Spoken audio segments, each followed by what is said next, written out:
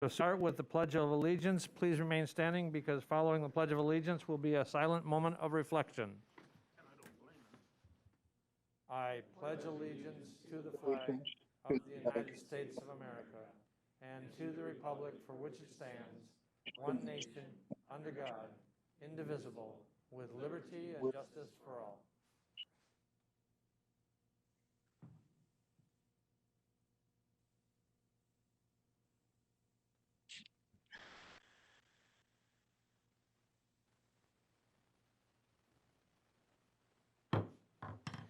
Thank you. We'll have the reading of the notice, please. An educational meeting of the Marathon County Board of Supervisors will be held at the Marathon County Courthouse Assembly Room, 500 Forest Street in the city of Wausau at 7 p.m. on Thursday, September 16th, and the agenda was duly signed and posted. Thank you. I would like to request everyone put your cell phones and/or other electronic devices on silent or vibrate as to not interrupt the meeting. And thank you for your cooperation. And we'll proceed to roll call, and I'll ask the clerk to call the roll, please. Arstead. Beestrom.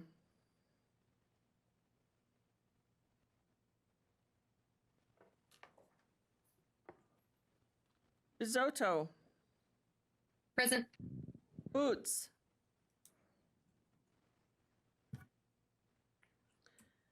Butke. Here. Christensen. Here. Seiler. Conway.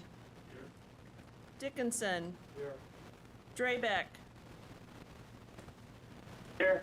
Fisher. Here. Gaber.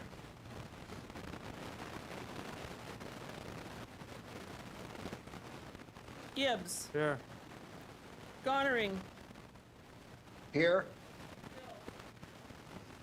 Here. Gums. Here. Harris.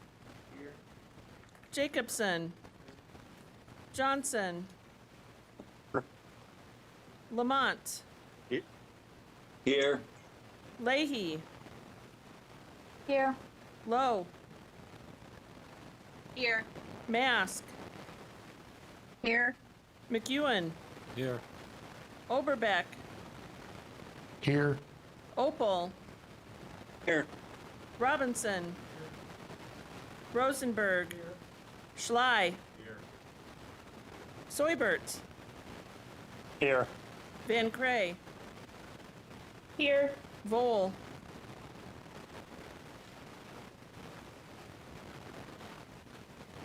Zhang. Here. Beestrom.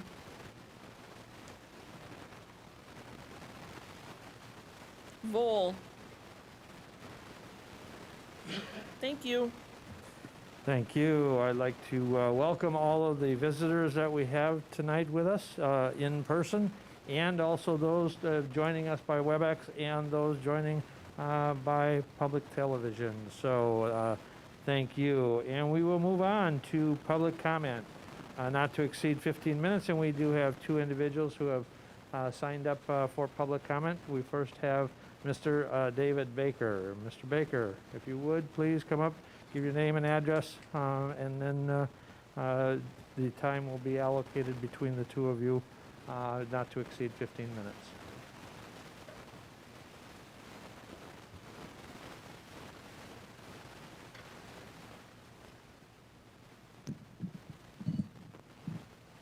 Thank you. I'll try to keep it under 7 minutes. I'm joking. Hi, I'm Dave Baker. I live at 690 Happy Hollow Road in Croninwetter.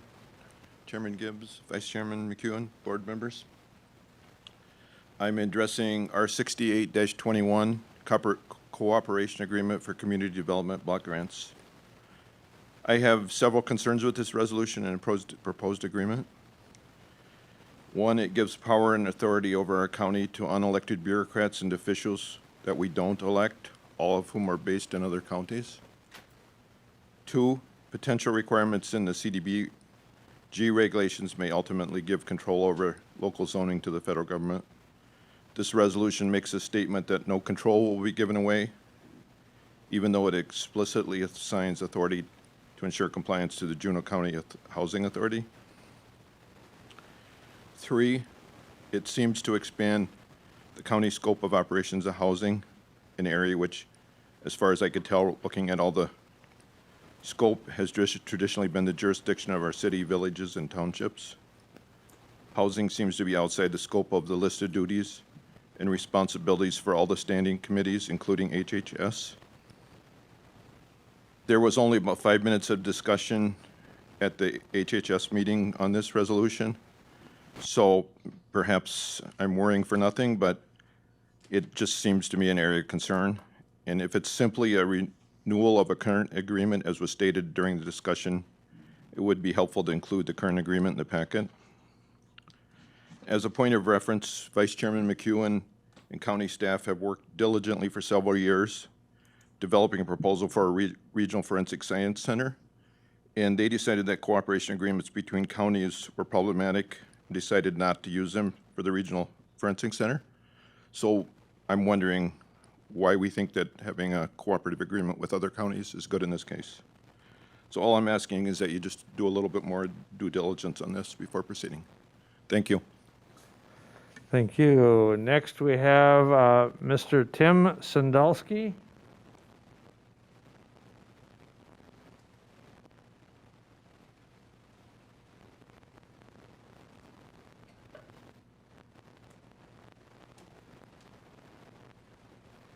Hello, I'm Tim Sandalski. I live at 146367 Moon Road in Mosinee, Wisconsin. Thank you, Chairman, and thank you, Board, for allowing me to speak. My comments are regarding on the towers, the cell towers. I understand that most of you are in favor of the high-speed internet, which makes it, it's totally understandable. But there's one thing I don't think many people are looking at is the health risks of 5G. There's some articles I was reading on CBS and a Free Thought Project, State of the Nation from 2019. There's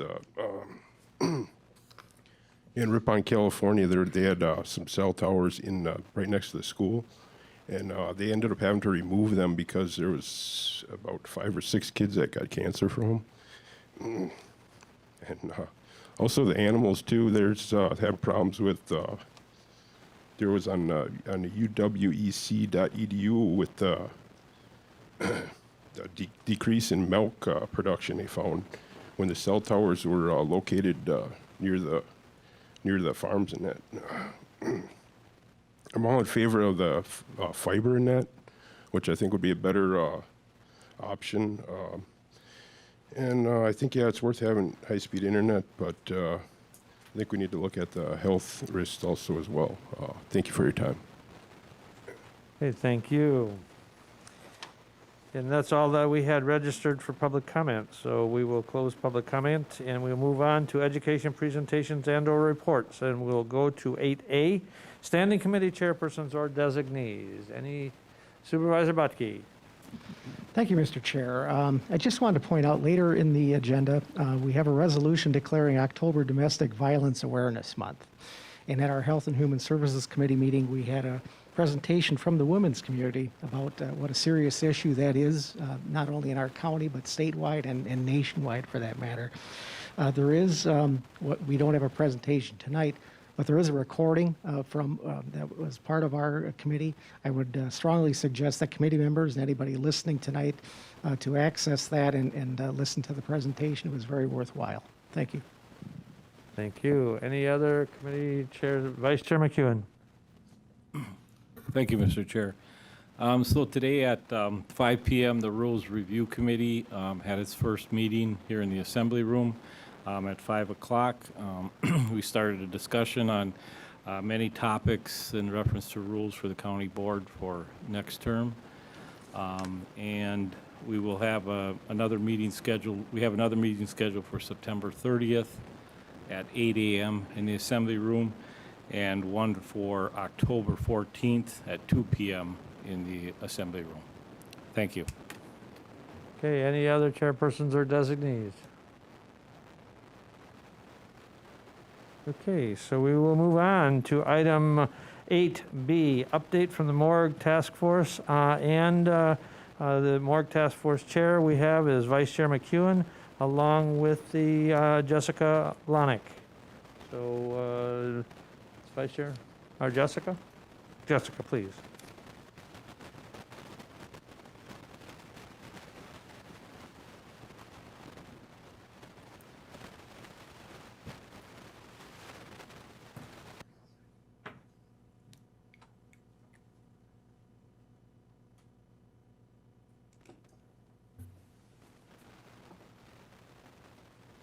Thank you for having us today. I'm Jessica Blahnik, the medical examiner. And I'm Christina Wimmer, the Chief Deputy Medical Examiner. Okay.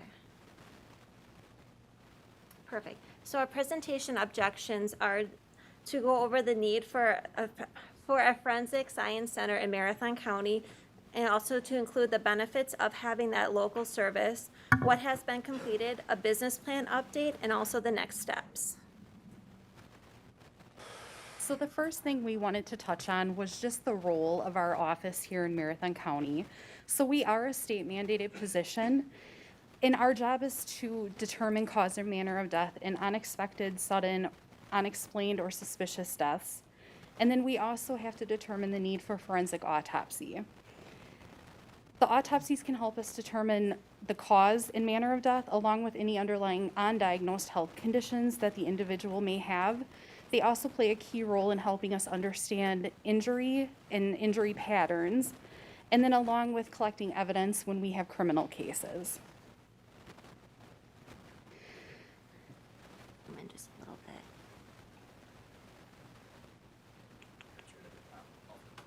bit. Okay. Thank you. I'm not used to that. Oh. Perfect. Thank you. So one question that we get asked often is, what is the difference between a clinical pathologist and a forensic pathologist? And the main difference is a forensic pathologist will go through additional training to better learn injury and criminal proceedings that happen with a death investigation. A forensic pathologist is typically the person that will perform autopsies for coroners and medical examiners. And they also specialize in the microscopic analysis and diagnosis of individuals.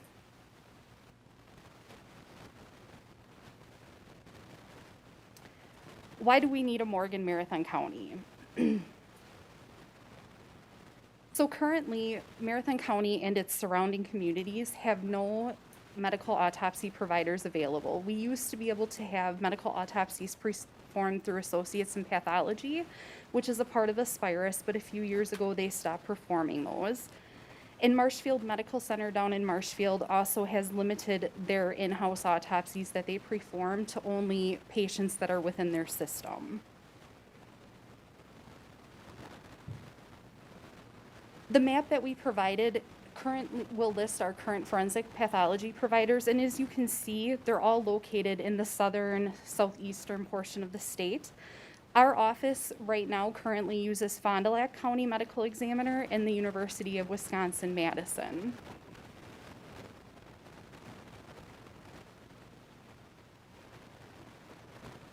When we do decide that an autopsy is necessary, we have to arrange for that autopsy to take place. And because we're traveling long distances, usually about 2.5 to 3 hours, depending on weather, it can be a challenge. Our pathologists are also facing an increased caseload just due to more complex deaths happening nationwide. And sometimes because of the issues we have with scheduling, we're delaying the autopsy to be able to have this done, which then in turn can make it difficult for law enforcement and the district attorney's office to complete their investigations. And it also can provide issues with families when they're trying to have final disposition of their loved one for things like embalming. We also, in a lot of our cases, have to have a law enforcement representative present, just in case we have any type of evidence that we need to take into custody, which then takes that law enforcement representative out of the office and doing essentially unproductive work for a good majority of the day.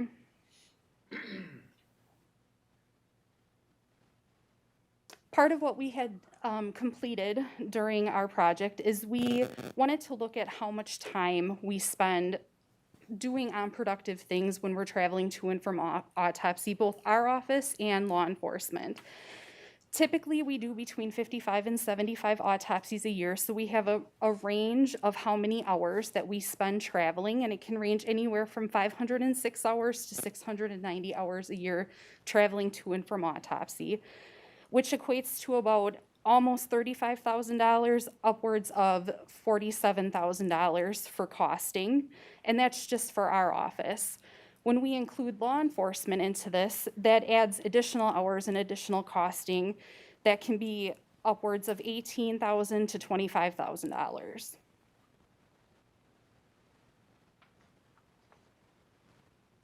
Another issue that was brought to light within the last year and a half is our mass fatality management. Obviously, with the COVID pandemic going on, we have kind of been looked to as a county that a lot of our surrounding partners will look to for answers.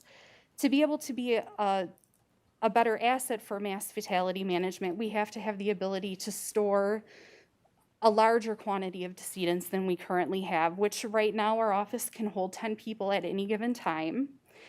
And sometimes that storage can be long-term or short-term depending upon the event.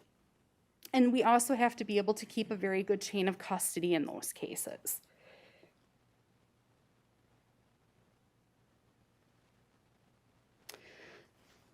Another thing that our office is very passionate about is tissue donation. Currently in Marathon County, 58.9% of our residents are registered tissue donors. But unfortunately, there are no designated tissue procurement facilities or agencies within Marathon County. We rely on local funeral homes and hospitals to help us have this process take place. And because of that, relying on other individuals, we do have some issues when it comes to being able to have our decedents in refrigerated storage, because that is one requirement. And then also with having to travel to and from autopsy, and sometimes the delay we have in that, it may restrict us from being able to allow that person to donate. And unfortunately, this can impact the family if they were very passionate about their loved one wanting to be a tissue donor. And they also lose opportunity for some very specialized follow-up and grief support that they can get from the tissue procurement agencies.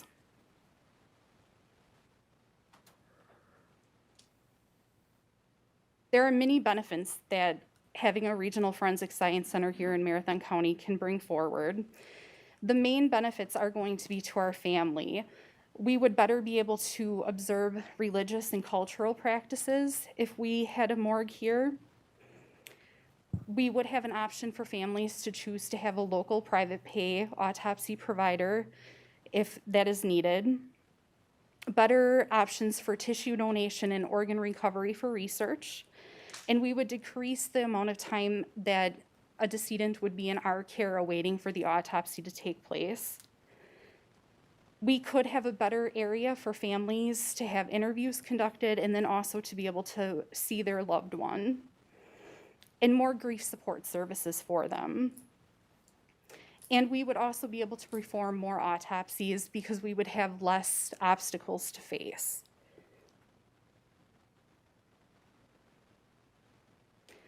Benefits to the community of Marathon County, we would be able to provide further teaching for both law enforcement students and law enforcement students, because we would have a forensic pathologist on staff to give those expertise. We would have increased travel and business to Marathon County by having our surrounding counties that would like to use our services come in, and also increased business through our funeral homes.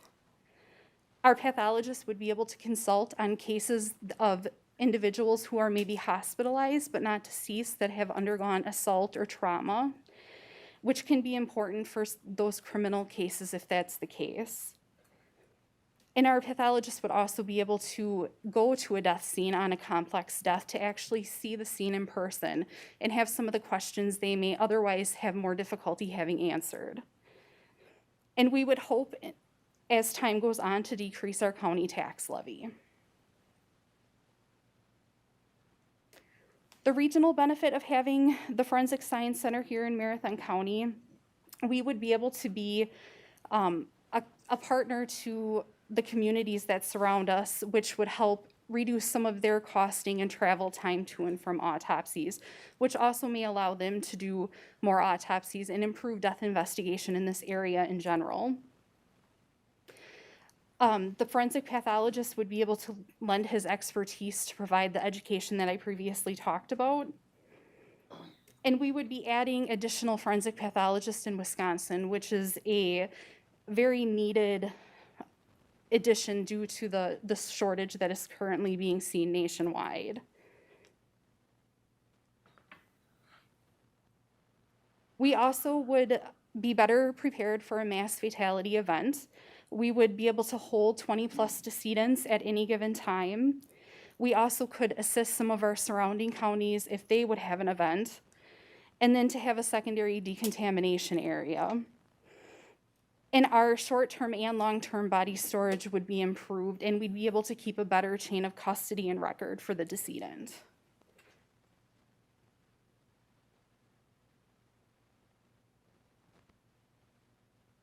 So we have made a lot of progress over the last few years for the Regional Forensic Science Center. And the picture right here is just a little sneak peek of a potential layout for the facility.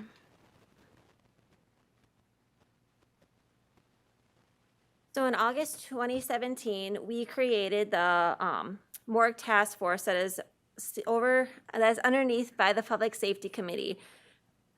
Craig McEwen chairs the task force, and we have a lot of key community partners on the task force, such as representations from the Medical College of Wisconsin, local law enforcement. I'm very sorry, but Scott Rifleman, the Portage County Medical Examiner, is also on it, but his name was not on this slide, and also funeral home representation.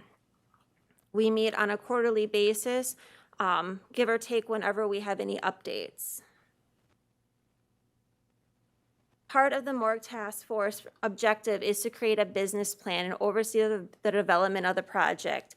Back in April of 2018, we hired Wifley Consulting Firm to conduct a feasibility study to see if this is even something to explore further.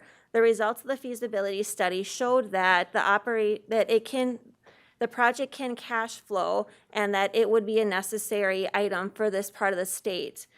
After the success of the feasibility study, in 2020, Administrator Leonard had authorized for them to move forward with the business plan to really dive in to see if this operation would be beneficial for the state and feasible for Marathon County to pursue further. The business plan was preliminary completed July of 2020 with it finalized in November of 2020. Part of the results of the feasibility study and business plan highlighted why Marathon County is the most ideal location for another type of facility in the state. The number one reason is it is centrally located in the state. We have Highway 51 and 29 coming together, so it is very easy for other communities to travel to us. We also have a lot of additional community partners that a lot of other areas do not have, such as the Crime Lab of Wisconsin, which has the Northern Office, and the Department of Criminal Investigations, which is very rare to have both. Coroners and medical examiners frequently work with both of these agencies in higher profile cases, and it is a benefit to have both of them located where we would have the morgue. We also have a lot of numerous colleges and universities, primarily the Medical College of Wisconsin, who desperately wants to have an area for their students to be able to observe autopsies and needs pathologists for teaching purposes throughout their medical program. We also have two major healthcare systems within our region, Aspires and Marshall Clinic. We also are the largest populated county in the region, and we have the largest medical examiner's office where we are better suited to take on additional responsibilities and additional staff compared to a more rural county who has less staff members and less community support. One thing that's not on here is that Marathon County also has wonderful working relationships with all of our key community partners, which is essential to have a successful program. So part of the information to start with the business plan is we really wanted to dive into and see what counties have for budgetary staffing. So what we did was we looked at all of the counties who have, everyone in the Midwest of the United States who has a regional forensic science center and forensic pathologists. We we identified those. Then we also looked at the population of those counties. We had a target population for each county of 100,000 to 200,000 because we wanted it to be as similar to Marathon County as possible. The counties that are highlighted above under the similar counties are the ones that fit the bill. We conducted in-depth interviews with all of the counties and identified 3 counties of them as are most similar to what we want for a program. Of those counties, we did more thorough investigation into their financials, their operations, their staffing structure, community partners, and any advice. We also interviewed other counties in Wisconsin for the same information, but not as in-depth. St. Louis County seemed to be the most significant to us. They were a small county who also took a chance. They started with 1 pathologist. They're up to 3 pathologists. And when we are talking to them, looking to recruit a 4th, they have a very successful program. Part of the other thing we did multiple years worth of interviews to all of the surrounding counties. We interviewed 35 counties in Wisconsin. Of those 35, 28 had expressed interest in utilizing our services. We also looked into the counties in Upper Peninsula, Michigan, as they do not have any local providers. A lot of them are forced to go to the Lower Peninsula, which is a very long drive, or needing to fly the decedent there for autopsy. Of those counties that we interviewed, 6 out of the 8 were interested in utilizing our services. We did not include those autopsies, though, into the business plan as when we are finalizing that. We just wanted to do the ones that we did historically interviews with, and we only interview those once to make sure it is as accurate as possible.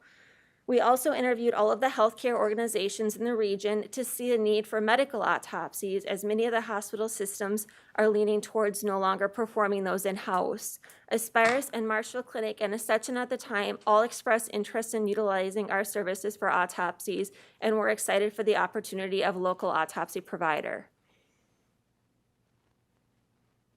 So with all of the information we have gathered from our interviews and also the county questionnaires, we were able to do a cash flow analysis for the project. We had the project divided into 3 categories: the low, the mid-range, and then the high level. The consultant was extremely conservative and went at the worst case scenario for all 3 levels. Based upon everything we did, our autopsy numbers ranged from 208 to 465 at that time, not including Michigan cases. Our staffing needs were to increase by 3 to 6 full-time positions and also 4 part-time livery drivers. We identified revenue streams through our autopsies, both forensic and medical, our livery service of assisting other counties and the tissue procurement agencies of bringing decedents to and from Marathon County, facility use fee for our tissue procurement agencies to have a dedicated location for tissue donation, and other services such as organ extraction for research, which is a very needed service within this region that a lot of families struggle with at the time of death if their loved one had something set up. We also looked in depth to expenses, the salary of all the new positions and benefit packages, keeping in mind that we needed to have very competitive salaries for our pathologists to be able to recruit a qualified individual, our supplies, equipment, maintenance fees, histology, and other medical testing that would be needed for this type of facility, and also miscellaneous costs. So the cash flow analysis showed that we would be operations neutral. Our cash flow was positive, ranging from $900 at the mid-level all the way up to $228,000 at the high end. We are projecting that we would start at the high end and move forward from there onward based upon numbers and also current pathologist shortage needs. The only issue that we have run into is that we are not able to cover the debt payments with our services. So we would be able to reduce tax levy, however, cannot cover the cost of construction of the new facility. In a lot of our analysis, we did a lot of partnership discussions because the key to a successful facility is to have very strong community partners. We have been in communication with Aspirus and Marshall Clinic for partnerships and how we can work together, the medical college, both of the local tissue procurement agencies, Versity and American Tissue Service Foundation, and also Portage County. We have conducted 2 space needs analysis throughout the years. The first one was a complementary preliminary analysis in 2019 by Agnes Young. They have never worked with a morgue facility in the past, but they are able to provide us just a basic idea when we first started. This past July, we were able to work with Somerville architectural firm out of Green Bay to do another updated analysis. They had just completed the Brown County Medical Examiner Office facility and were very familiar with their program. They were able to take their basic design of what they did there, and we were able to tailor it to meet Marathon County's needs. Their original plan was 18,000 square feet. We were able to decrease our plan down to a little over 13,000. Based upon their analysis, it was determined that new construction would be the most feasible option, as renovation caused a lot of issues in some buildings with this type of specialized space.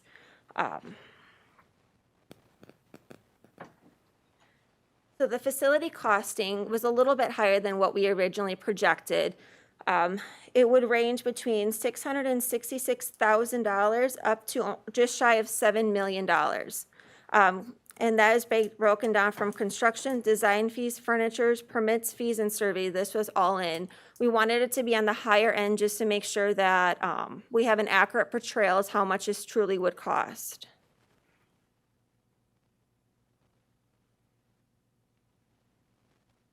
So the next steps are, we're working right now to try to identify a potential location for the facility. We're reviewing all of the county-owned land to see if there's anything that the county already owns that we could utilize. We also are in conversations with the Spirus and Marshall Clinic to see if they have any land adjacent to their healthcare facilities that we could use for this. And we're also looking at potential other land options. We are continuing our community partnership discussions with the Spirus and Marshall Clinic because it is essential to have good working relationships with both of the organizations to have a successful program and have the ability for the forensic pathologist to consult with the other physicians and have laboratory services available. We also are working with Christy and her team to help identify funding options and working with our local legislators to see if any state level funding would be an option. Are there any questions or comments? So turn it over to the board. Is there any questions for Jessica and her team?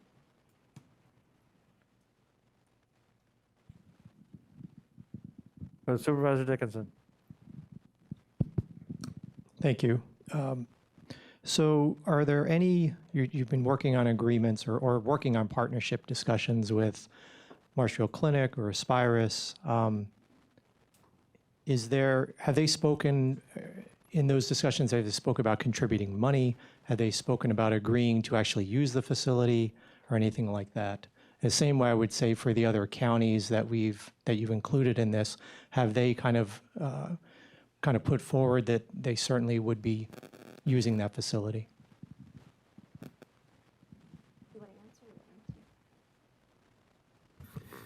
Thank you.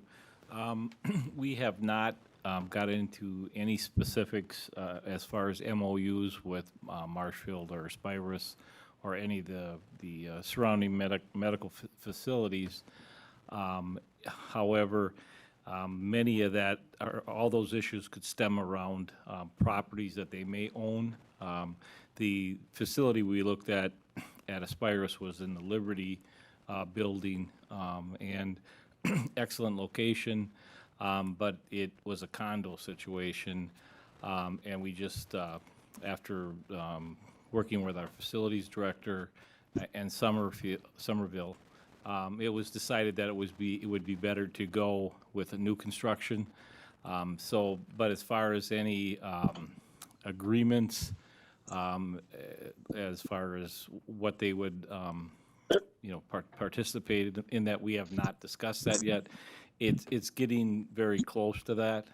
But if we knew we could partner with one of those facilities with some property or land that they have, I think that would help us further decide what kind of partnerships we would have.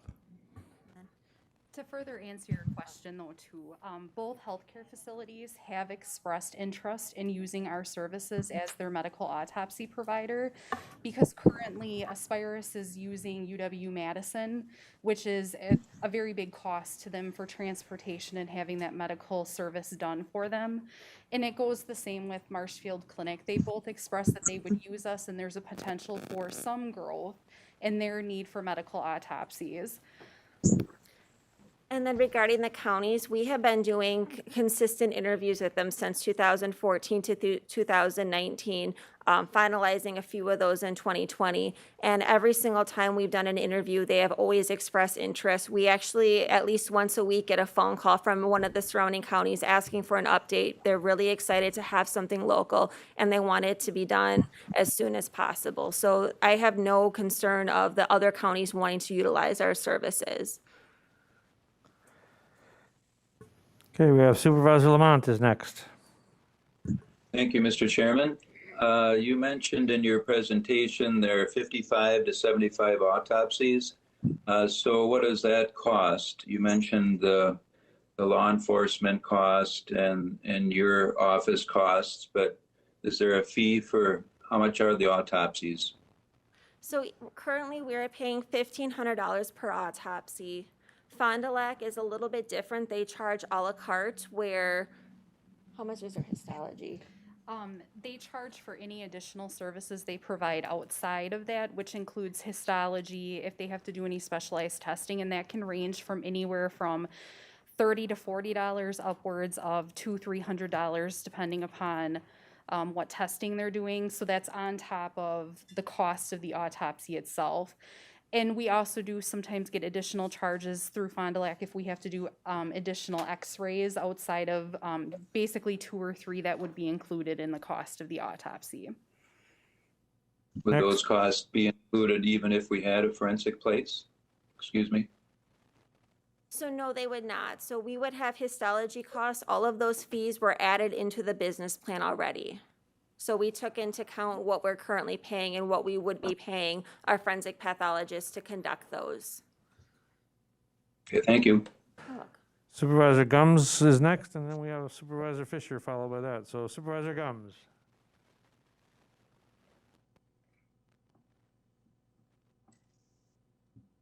Thank you, Mr. Chair. What are some of the unique characteristics of a building that you need and make it difficult to find the building that would work for this? Are there a few little things you might mention? Thank you. So one of the main things we need the space to be airtight because we would need to have negative pressure in some rooms. If we say, for instance, we are autopsying someone who has a history of tuberculosis, COVID, those type of situations need to have proper ventilation to make sure that those respiratory particles do not get transported throughout the facility. We also need to have in-floor draining systems. We need to have generator backup. What else is big with it? And then also the ability for the space to house the cooler and the freezer that we would need to be able to hold decedents. Okay, Supervisor Fisher next. Thank you, Chair Gibbs. Just wanted to say to start with, excellent presentation. Thank you for the detail. It was very well laid out. Just one quick question for clarification's sake. In regards to the cash flow analysis, you had mentioned that you'd be looking to come out on the high end with essentially a positive net cash flow of $228,000. Would that just be from essentially the doors open year 1, or is that what's the time frame on that? We're hoping that when the doors open, as long as we have 2 forensic pathologists, the biggest thing that might limit us is that you would need 2 forensic pathologists to handle that case volume. So when the doors open, we're projecting to have that many cases coming to us, if not more. Okay, so as long as we were fully staffed at that time, that would be your first initial projection for year 1, correct? We're hoping. Okay, thank you. Any other discussion? Go ahead, Supervisor Jacobson. Thank you. Have you also taken a look at some of the ongoing long-term, short-term capital needs from some of these other facilities? Obviously, we're looking at, even on the high end, a small negative cash flow for over 20 years of amortizing that debt. Obviously, there's going to be needs along the way. I'm sure this equipment gets outdated. It's not cheap to replace. 20 years from now, the facility, may be outdated in some respects. Salaries increase. 20 years from now, I'm sure the chief forensic pathologist is going to be making, north of 300 maybe. I don't know. I just was wondering if you have consulted with some of these facilities like Fond du Lac, UW that have been around for a long time to see just on average, what do they have to budget for some of those larger costs at 5, 10, 15, 20 years? To answer your question, that was one of the biggest benefits of new construction. At least you are starting with a new building. Everything is laid out. With the positive cash flow, we're hoping that some of that could at least help offset some of those costs, but we definitely would have to look into seeing if there's any ongoing fees for those services. You're welcome. Okay, Supervisor Butke. Thank you, Mr. Chair. Just one more question on the cash flow, and I realize these are projections, but it just strikes me as odd that the mid-range appears to be a tighter cash flow than the low end and the high. As a banker, that doesn't seem to make a lot of sense. Could you explain? Yep, absolutely. So the cash flow is pretty much dedicated to the number of autopsies. So by the National Association of Medical Examiners set guidelines for best practice, a pathologist should be doing between 200 to 250 autopsies. And that's your happy spot. So unfortunately, at the low end, we can support one pathologist. The mid-level, we need to move it up to 2 pathologists, and the high end is still 2 pathologists. So that lower number just reflects that we're not doing as many autopsies and having the pathologist work up to capacity level. Okay, any other questions? If not, I want to thank the great presentation, and If I can add, Mr. Chair, if I can add. Go ahead. Real quickly. The Administrator. So the presentation you saw today is, like Jess said, is the result of quite a number of years of work by Craig and the rest of the task force. I just want to highlight a couple of pieces that I think we're clearly going to need to continue to work on, as alluded to by Supervisor Dickinson. There's a reason we transitioned in 2020 from really focusing on counties as a partner to focusing on the health systems as partners. And I'll try to, from my perspective, counties are really going to end up being customers of this facility primarily. That is, that's what they're interested in. The individuals in Jess and Christina's positions across the state of Wisconsin and in northern Michigan are really looking for a place where autopsies can be done. The partnership with a health system is not only that customer base, because they too have the need for medical autopsies, but I think it brings a little bit of an added value, in fact, significant added value. I think we all recognize from the presentation and the last question about cash flow and the importance of the forensic pathologist. If we do not have a forensic pathologist performing autopsies and we have a regional morgue, we are losing a significant amount of money each and every day relative to operating costs, and that cash flow number gets pretty significant in the negative pretty quickly. And why that partnership with a health system is important is because on those cases for autopsy, very often they require consultation. So you would imagine a case involving a pediatric death, for example. That forensic pathologist is not only going to perform the autopsy, the forensic autopsy, but they may wish to consult with a medical professional with an expertise in pediatrics. Or you can envision an individual with perhaps a significant neural or spine issue relative to their cause of death. A similar expert might be helpful to them. Those are really things that exist within medical systems. So that's been the focus starting in 2020 when I sat down with Jess and her team. We started to think about that alignment and kind of pivoted in that direction. So that's why most of our conversations have been relative to really aimed at shoring up those potential partnerships with health systems. And relative to what that might look like, I just alluded to the importance of consulting. Also with respect to attracting and retaining talent. Hiring any position is rather difficult at this point, but you can imagine attracting physicians is even more so. Working for Marathon County is a great honor I have, but I think I'd be better served to recruit a forensic pathologist if I could put a logo of Aspirus and Marshfield Clinic on the top of that recruitment as well.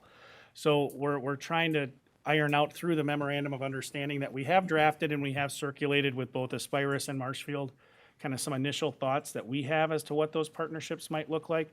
In fact, we just had a meeting with Aspirus today that, again, I thought was productive. We really want to iron out, start to work on what that partnership is really going to look like. And then also make sure that, as was alluded to before, the facility we end up utilizing, if we're going to go with new construction, that we really understand that. Aspirus has offered, as has Marshfield, some spaces of existing buildings that they've looked at. Those do present some challenges, but we want to make sure we're going to do our due diligence and make sure they won't work. You know, the fact that new construction is generally easier, as Somerville noted, doesn't mean there's not a building that might work. So we're continuing that work. But there's still a fair amount of work to be done, but we wanted to keep the board informed, so that's the reason for the presentation at this point. Thank you, Mr. Chair. Vice Chair McEwen. Thank you, Mr. Chair. And we gave a presentation to the Executive Committee last week, and it was there was a question asked if we were going to have a difficulty attracting a pathologist or two pathologists to Marathon County. And I guess the advantage that we have is that the other pathologists are in counties that are 300,000 to 500,000 population. And some of those pathologists, and just could elaborate on that a little bit more, are getting burnt out because of the amount of autopsies they're doing. And we're a smaller county, which would hopefully make their workload a lot easier. So that's one advantage we have to attracting a pathologist. So just to add to that point is I had a conversation with Dr. Corliss from UW-Madison earlier this week. They have an open pathology position. They had 3 applicants. 2 of them are excellent applicants that they've interviewed. So they truly didn't have any issue recruiting for UW system. The nice thing with Marathon County that sets us apart from a lot of the other ones, such as Chair McEwen had expressed, is most counties that have forensic pathologists are 500,000 plus population. So we are a smaller community, potentially a safer community, a nice place to live. So we do have a lot of advantages. We also have the medical college, and if we could have a partnership with a healthcare system, that is something very unique for the forensic pathology world. We will be one of the few offices that is county owned and operated that will have that partnership, which is very essential. There are currently 4 students within the UW health system that are residents and also just finished up their residency and also working towards their fellowship, one just completed, that have expressed interest to coming to Marathon County. So there is a lot of interest between those students to come here. So hopefully we would be able to have a forensic pathologist, but we will have a solid plan in place that we're currently working on that we could present at any time if anyone would like it. Thank you. Okay, I'd like to thank Jessica and her staff, and also I've been attending a lot of those morgue task force meetings, and before we present something finalized, we'll have a lot more discussions and finalize a lot of the questions that you've posed to us and to the task force prior to coming with a recommendation moving forward. Supervisor Lamont, did you have a question? I lowered my hand, thank you. All right, thank you.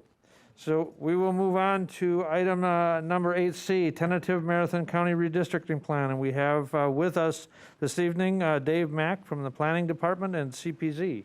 Mr. Mack, please.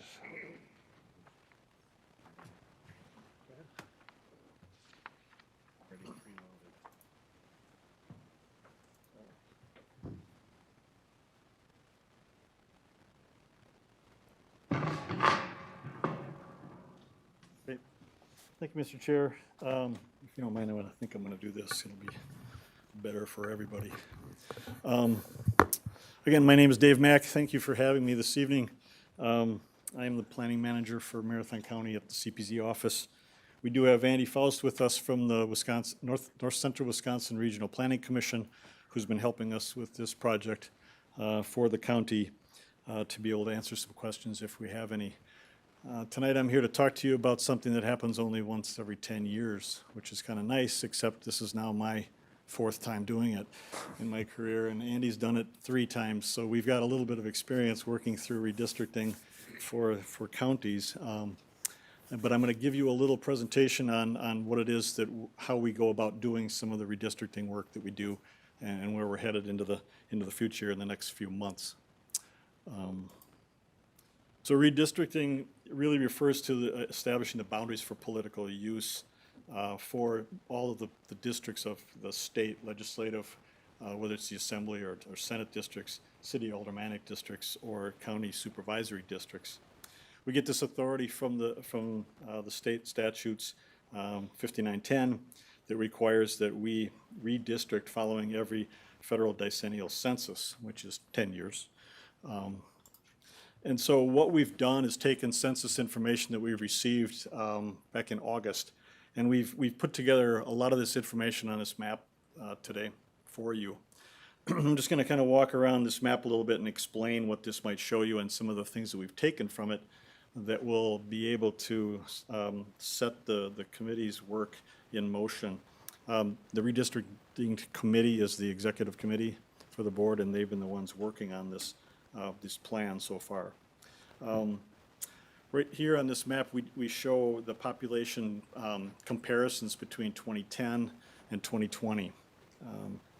All of the communities that have population that increased are in the tan color, and all of those that decrease in population are in white. Those numbers you can see on the screen.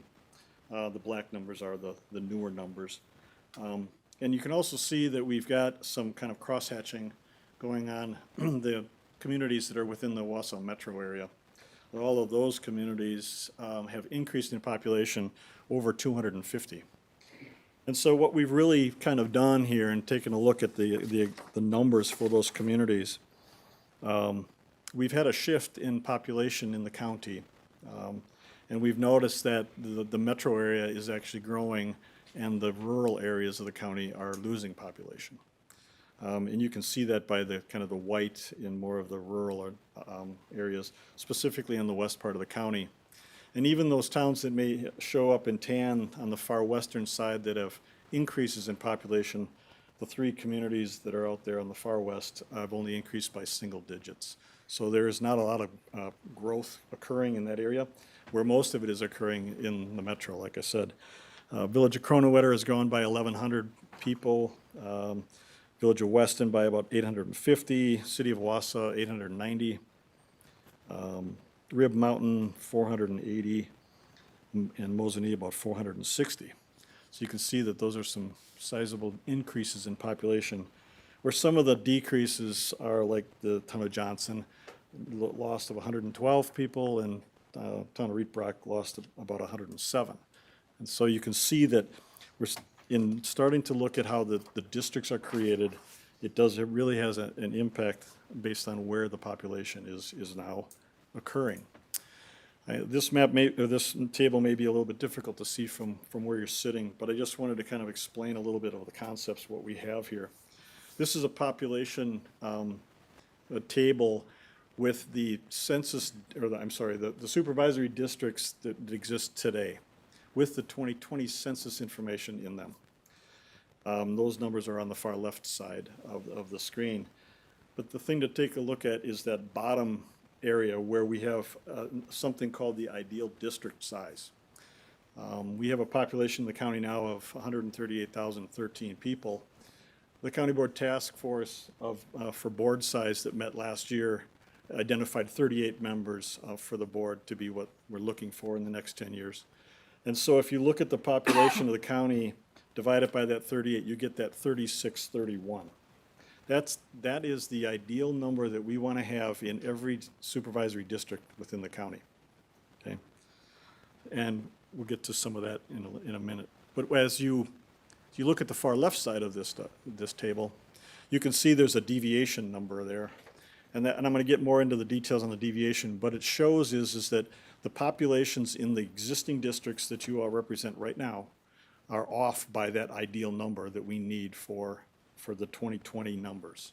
We've got one district, number 15, that is 26% higher than it should be.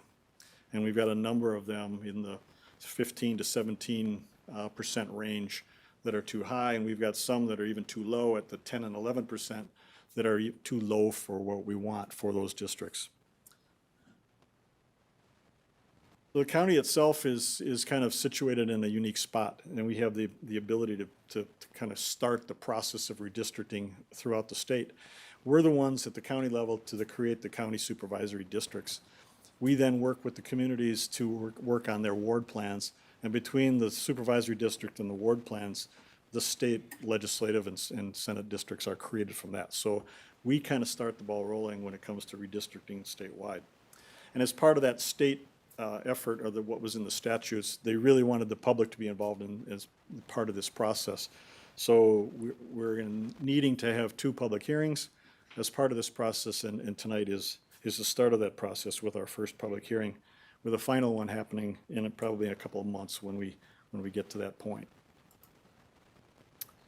As part of this whole process, the committee then and staff have looked at some rules and criteria, if you will, for excuse me, how we are to create these supervisory districts. One is that we want to be substantially equal in population. We want the district to be compact. We want them to have a community of interest or similar interests. We want those core districts to stay the same if we can. And then we really are looking for the cooperation between the county and the municipalities to work together, because it's essential for us to be working with them on their ward plans to help us with our supervisory district boundaries as well. So what is substantially equal population? We'll get into a little math exercise here for you. I mentioned this before, but the ideal population for the county for each specific district is 3,632, which by chance just went up by 1 since I looked at the last table. Somehow. I think it's a rounding thing. Different math. Yeah, I got it from Mr. Gibbs. So what we're talking about is a deviation from that ideal number, and that ideal deviation, or that deviation, is from that ideal number, I guess. So the deviation between the largest and smallest districts, less than 10% or of that ideal population, is generally considered to be constitutional, or that 1 person, 1 vote, which has been represented in court cases. So we're looking at a 10% deviation is the rule of thumb. So now we're looking at our ideal district size at 3632. 10% of that is 363 people. The confusing part of that sometimes is that you can't just add 363 people on the high side or the low side, because that will be 20%. What we're really looking at is the 182 people plus or minus of that ideal number. So now we're looking at some pretty finite numbers here to try to get us within that range of 5% per district to make us what we consider to be constitutional, to have those equal populations in each district. The next criteria would be compactness, and this means that we really want the districts to kind of be just that, very compact. You don't want districts to be very elongated. You don't want to have islands in the middle of them. You don't want to have sections outside of the district that aren't attached. All of those things would be considered what a lot of people like to call the term gerrymandering, or it's creating a unique shape to a district. And really, gerrymandering is the delineation of those boundaries to deliberately to modify things for political purposes. And that is something that we are straying away from. The next criteria would be respecting those communities of interest. The most prominent one that we are working with, and the committee has talked about during their deliberations, is that of municipal boundaries. Trying to keep the municipal boundaries intact as best we can inside those districts is probably going to make the communities at least happier in the approach to what we're doing within their areas. They're the ones that administer the elections, And so creating the wards to help them really is something that we're looking at very closely as part of this planning process. When you get into the cities and villages, you're looking more at the neighborhoods in those areas to try to help make sure that those interests are kept. The same with the racial and ethnical groups, trying to make sure that those are, if they're existing out there, we're keeping them intact as best we can. There have been comments about school district boundaries being used for boundaries in the communities. It's kind of a difficult process with school districts because school districts are based on property boundary lines, where the Census Bureau creates census block boundaries, which are primarily roads, rivers, railroads, those things that are discernible on the ground to create their blocks. And a lot of times your property boundaries don't match up with your census boundaries. And so it's very difficult to follow a school district line in creating. But we do try to look at them wherever we can, where they follow the Census Bureau, because we do know that there is that common interest in those communities with schools. So we're looking at those as best we can, but it's very difficult. One of the other things that is a core there, or a core is to keep the core, I'm sorry, is for the existing districts. Again, like I said earlier, our population has now shifted a little bit, and so it's a little bit more difficult to keep those core districts intact the best we can. But we do have a good example of that, and that's the city of Wausau itself. The city's population, and if you divide it by the 11 aldermanic districts that they have in the city, almost is exactly the same as our ideal population number for our districts. Theirs would be 3,636, where ours is 3,632. So they're almost identical. So we can primarily keep those districts in the city of Wausau intact the best we can to make sure that we continue to keep that core existence of those districts. And then finally, the cooperation between the municipalities. We do want to make it easy for the municipalities to administer their elections as best we can. Creating a lot of wards in one community could be problematic for them. So we're trying to do the best we can to eliminate some of those things. And also on the flip side, we really are asking those municipalities to put in that good faith effort to accommodate the tentative plan that we're pushing forward, and then they can make their wards from those to meet the needs of both themselves and for us at the county level. So what we've done so far is step one, we received all the census information, and staff went through that to kind of analyze what we've done and where some of the population growth is. The Redistricting Committee has worked with staff in North Central Region Planning to create the tentative supervisory district plan. That is here for you today, and the public hearing will be taking place tonight to be able to accommodate that as well. The next steps after this would be that we would pass this on to the municipalities to help them work on their ward plans. Our staff is right now working on ward plans with communities based on this tentative plan to make sure that things might fit if in fact this plan gets adopted and pushed back to the municipalities after the board meets here. And then we're ultimately going to be having to have the municipalities bring back their information finalized for us to take a look at here at the board level, and then go through another public hearing on that, and then finally adopt that plan. The time frame for that is very condensed. In a normal census time frame, the census information we would receive that about March of this year. Because of COVID and other reasons, the Census Bureau was not able to get us that information to the state, and the state down to us. We received it on August 16th. And so we're a few months behind in the schedule.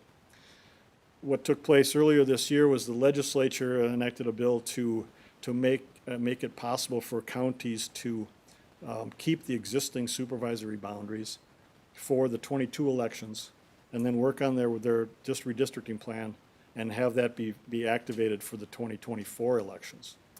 Well, the governor vetoed that notion, ultimately then saying, no, if you want to make sure that your elections in 2022 are using your new the census information, you have to have that all complete by December 1st.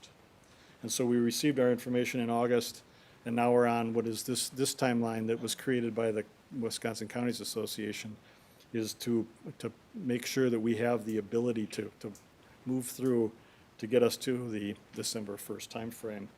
After today, which is now on this particular chart, September 15th, we have the tentative plan available. We will be moving it to the communities for their ward plan development.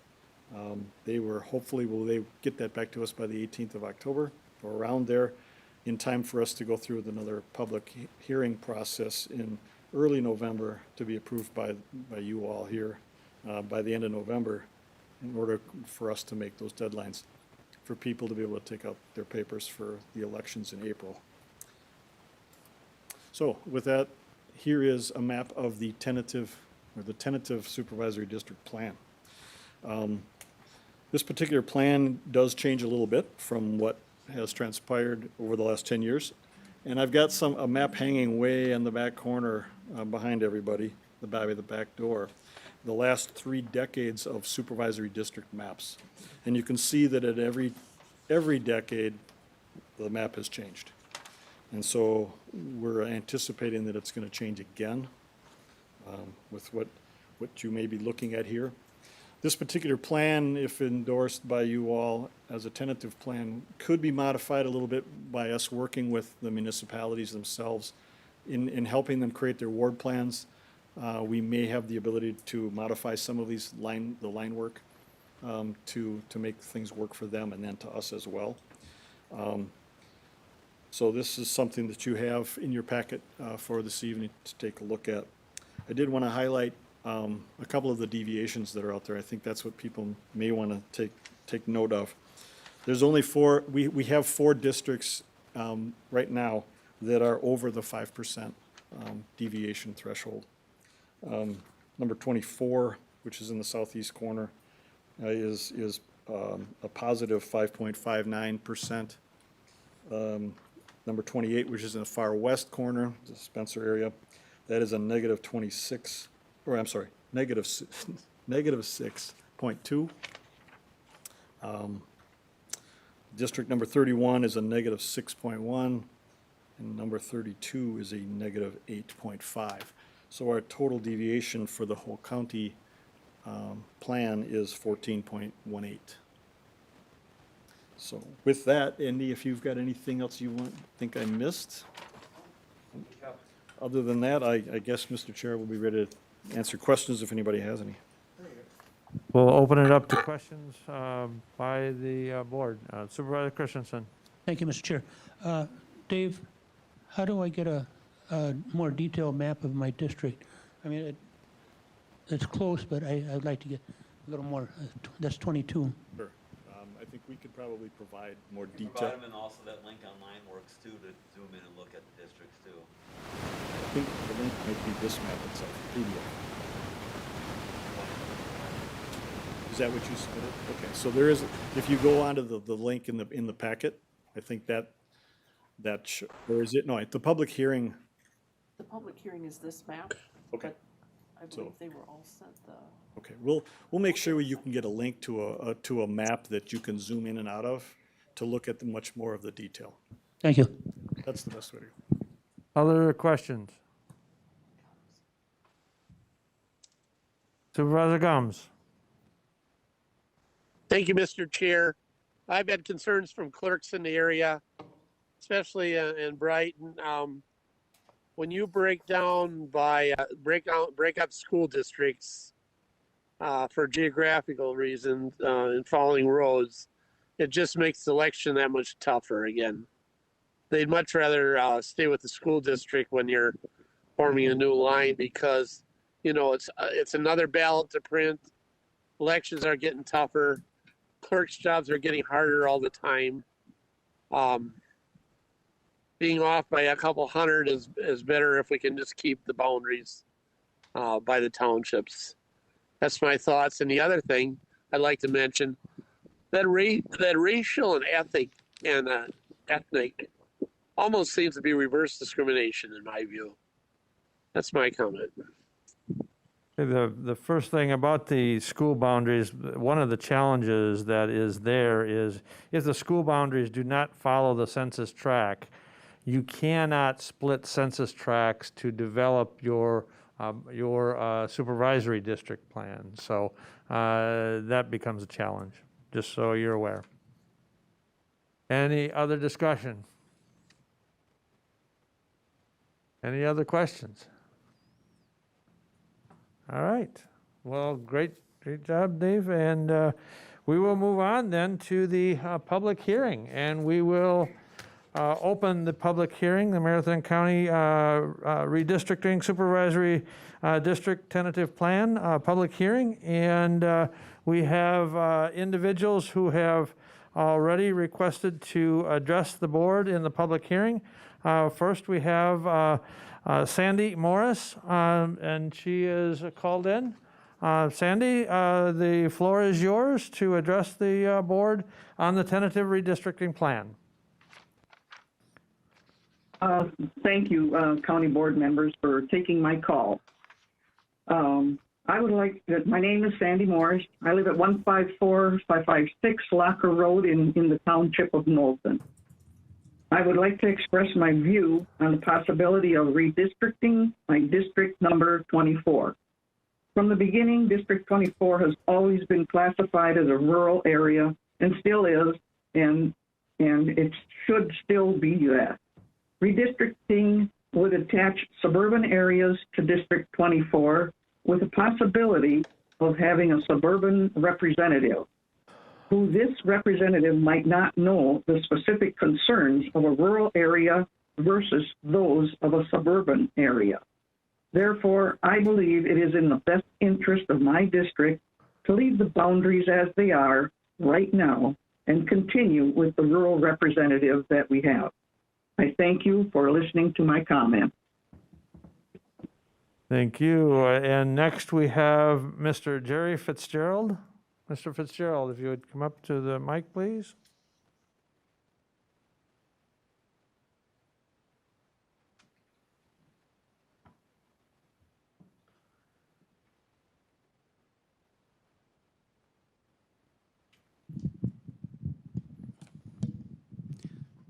I guess I'll leave it on. Can everybody hear me?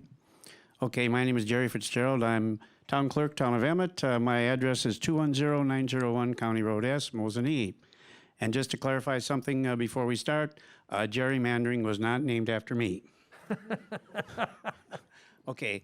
First of all, I want to thank Dave for a very excellent presentation, and he brought out a lot of things that have are occurring in this very difficult process. And I'm going to address specifically what had been proposed for the town of Emmett, and I was allowed to speak before the Redistricting Committee. So, Mr. Chairman, Mr. Vice Chairman, thank you for allowing me to come to the redistricting meeting last week, and I presented to that committee at that time a situation that, well, pretty much got resolved, I believe. So anyway, at that meeting, the first one of these plans, I don't know if it was Plan 2 or Plan 3, whatever it was, the town of Emmett was going to be divided into 3 supervisory districts. We presently have 2. Right now, Ward 1 is represented by Mrs. Seiler, and Ward 2 is represented by Mr. Langenhahn. Okay, the proposal was to add a 3rd ward, which would have been put in the district that now is represented by Mr. Gibbs. Well, I looked at that, and I was kind of going through it, and like Mr. Mack alluded to, it's very difficult to know where the school district boundaries are when you're doing this. So after analysis of this, I would have had, if that would have stood, if that plan would have stayed in stone, I would have had 9 ballots next spring. That the redistricting committee agreed that that was not acceptable. So they did come up with this other plan here, which now will give me only 2 districts. One thing I do want to mention, I believe I talked to Mr. Mack about this, and also the committee, is presently, when they do the map, I'm going to request that the school district of Marathon remain in Ward 2. And we can't, and that's and like it's been alluded to, census tract boundaries are not necessarily school district boundaries. So I don't, if you do a real accurate analysis of the Marathon School District in that portion of our township, I think there's only, there might only be 2 people that might have to change. I'm not sure the exact, how this line is on the map here. It's straight here, but the district kind of squiggles up to Highway P. So keep that in mind when you're doing your final plan. And then on the bottom end of the township, there was 2 proposals, maybe to have the boundary line Highway S or Highway S and the last half Pelican Bay Drive. If we use the Pelican Bay Drive boundary, that would be a straight line. And I spoke to Mr. Mack earlier tonight, and our board talked about this, and they thought that would be a better idea because that would be a straight line. And that also, Highway S and that Pelican Bay Drive is also the boundary for our fire district with Mosinee. So I just wanted to present this to the board, some of the issues that the committee is working on, and Mr. Gums alluded to that, and I'm not sure how the district is in town of Brighton, but I just wanted all of you on the board to be aware of the real hurdles that these folks are going through, and I again want to thank the Redistricting Committee very much for listening to me the other day, and hopefully what they've proposed here will be good enough to go. We're okay with it in town of Emmett the way that I just described. So thank you for your time. And it's, like I said, a difficult process. And if you looked at the map before, you can see the population shifts. And it's, ideal situation would be every township boundary would be a district with another township boundary. That's utopia. It's not going to happen.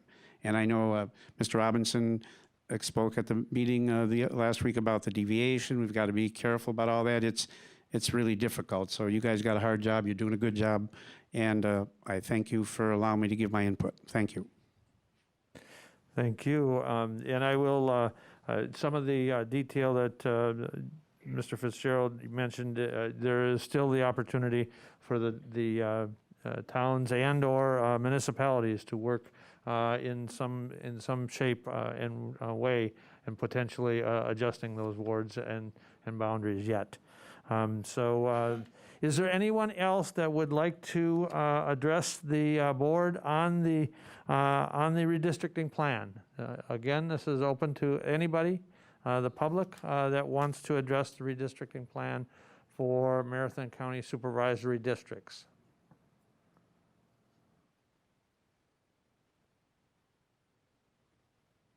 Anyone on the WebEx?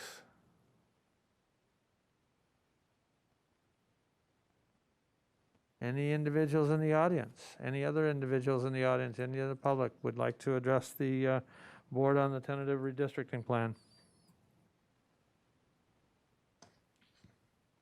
Seeing none, I will close the public hearing, and we will move on to item 10, review and discussion of Tuesday meeting agenda items. On Tuesday, we will have a memorial of the life and public service of Mr. Bill Miller, who passed away and served on this board. So we will have that on Tuesday. Moving on to item 10B, ordinances, Town of Gunther, rezone. Tim Vreeland on behalf of George Havernick. Any questions?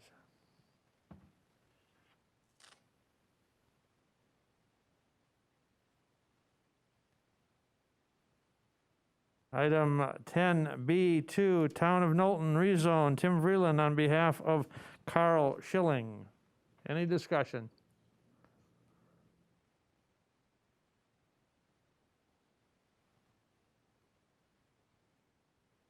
And item 10B3 from the Town of Knowlton, rezone. Daniel and Anna Jude. Any discussion?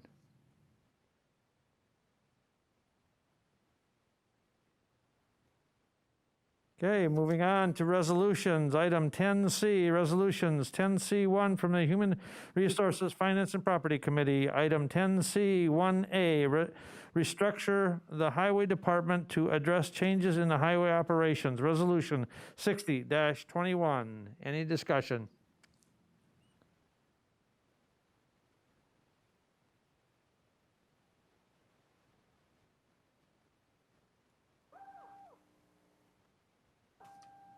Okay, we are down to item number 10C, 1B, amending the 2021 CIP for the Enterprise Resource Planning System. Create as a priority CIP project and provide a multi-year CIP project budget and funding for the project. Resolution 61-21. And we have our IT director, we have our HR director, and our finance director all coming together to give a presentation on the ERP system and the replacement.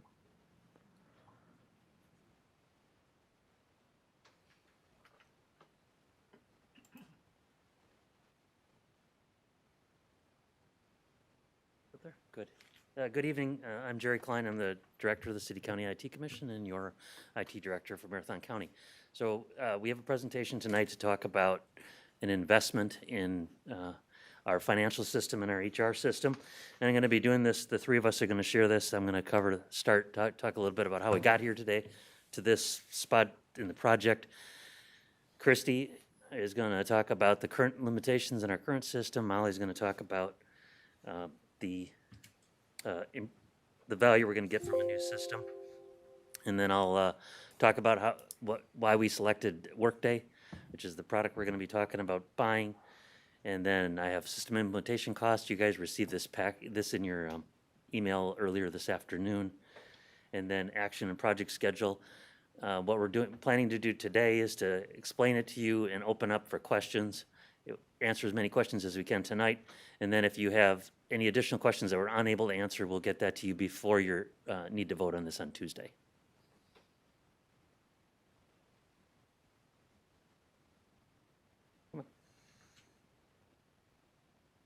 All right. The first thing I wanted to cover is the acronym. So it's called Enterprise Resource Planning.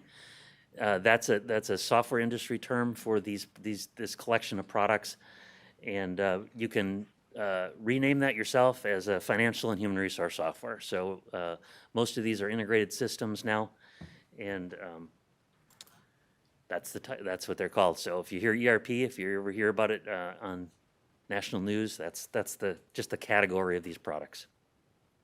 So project history, if you remember, back in 2016, 17, and 18, we put in place a large shared law enforcement system between the City of Wausau's Police Department and the Sheriff's Department.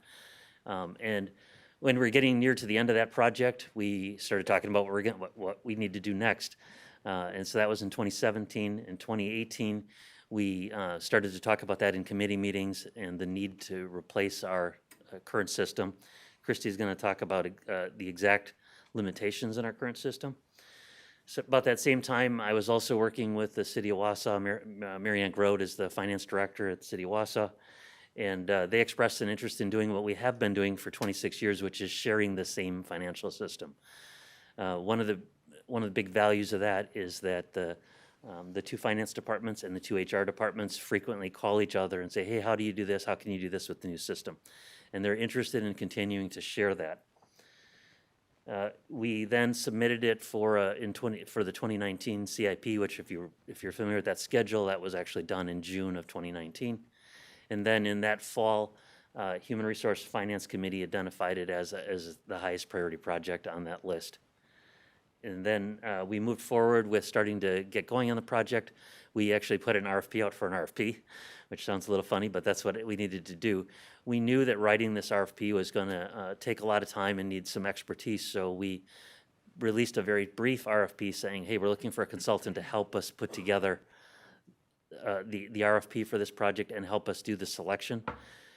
We released that in November of 2019 and then signed a contract with Barry Dunn, who's a consulting group that's mainly headquartered out of Maine, but like most consulting groups have their experts all over the United States.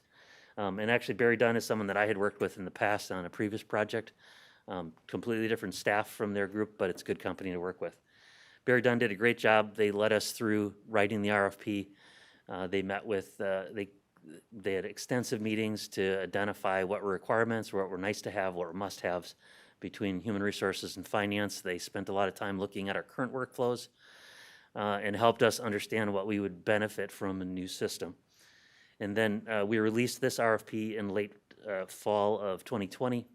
We had a great response. We had 11 respondents to it. These are huge responses. They're usually a couple hundred pages long. And then the team that we had together selected 3 of them for a deep dive. And then I'll show you the next slide, I think. It's the next slide. Oh, we'll come back to that later, actually, sorry. The scope of what we're planning to do is in front of you on the screen. I'll go through this in a little bit of detail because it's important so you guys understand the scope of this project and how many different parts of the county it's going to affect. So what the main core piece is replacing our financial system. That's the product we have now is from Harris. It's a Canadian company. It's the product that we have from them is Kayenta. Christy's going to talk a little bit about that, as I mentioned, but we've had that product in place for 26 years. We have been keeping up with updates for it, but the product is not very modern, and so they have been keeping it up to make sure that it meets statutory requirements and reporting requirements, but the product is really way behind what's available out there today for modern solutions. That system does all of the stuff that you would normally deal with a financial system. It's accounts payable, accounts receivable, general ledger, budgeting, financial, creating our paychecks, and then does financial reporting poorly, but it does that. So we want to replace that system. That in our current environment, we have very little human resource software. Really all that we do for human resources from a systems perspective is Kayenta tracks our employees, their pay codes, how much they paid, and then we import time and attendance systems and cut the payroll checks. All of the other things that a modern human resource system can do, we do not have currently in our current system. So a couple examples of that are time tracking, onboarding. Onboarding is a term that you'll hear a lot more from Molly on.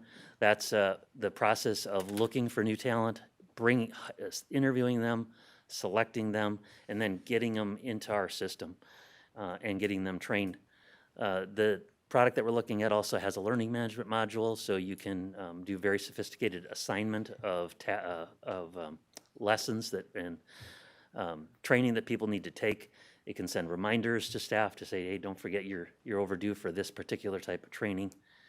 It has a self-service module for employees to do things like change their address, and will manage our performance management process as well. None of the systems we looked at did everything we need. So we're also planning to buy 3 other products. One of them would do cashiering, which is basically is going to allow us at all of our front counters, like at parks and at Register of Deeds, at Treasurer, at the clerk's office. Anytime we need to handle a transaction for a citizen that's across the counter from us, we want to make sure that that's very efficient and fast to do and that it's integrated into our current environment. So that's a category called cashiering. We're going to talk about that. We actually have to buy a separate product for that. And then our highway department has very complex billing. I think you all are aware that we do things like plow and cut the lawn alongside the state highways, and we bill for that. And they have very, very particular reports that we need to provide to the state in order to get reimbursed for that. And that's a category of software called job costing. And so we needed to go find a product for that because none of the main GL systems do that. General ledger systems do that. In order to do this project, it's going to take a lot of our staff time. So built into the budget is some staff augmentation. And Christy and Molly are going to talk about what they're going to be doing in their areas. And then one of the major things we want to get out of this is to improve the management of our vendors. We have thousands of vendors, and we share a lot of the same vendors with the city. And there's a number of advantages that we can get by working together with the city and streamlining both our chart of accounts and then sharing our vendor lists with them. Christy's up next. She's going to talk about system limitations, and you're up, Christy.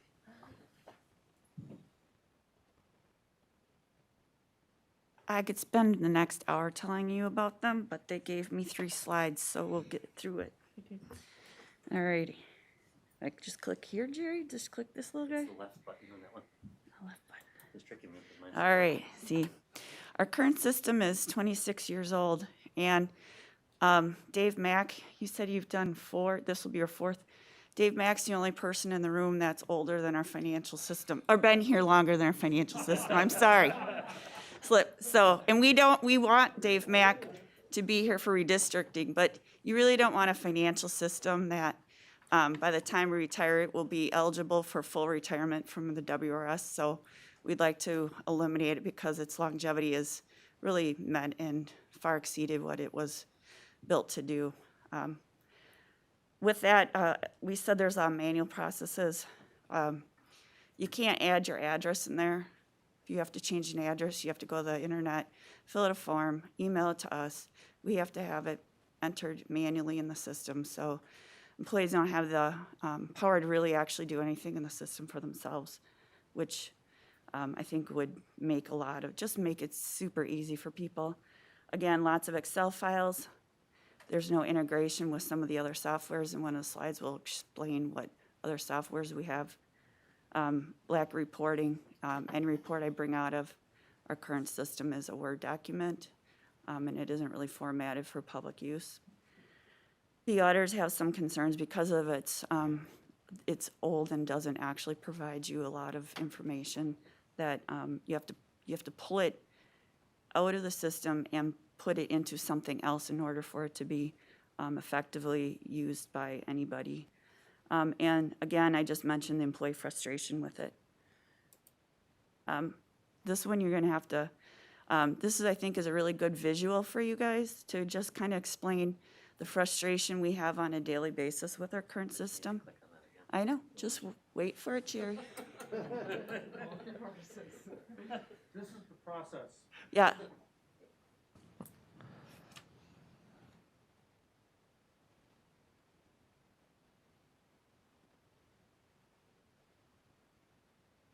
These are the paper forms we use in employee resources and finance. We don't have a form that will put stuff together. So it took you even long enough just to see them all show up on your screen. These are all forms, Excel, Word, some are in Laserfiche, but this is what we do every day. So the answer is, what are we going to do? We're going to get rid of all those.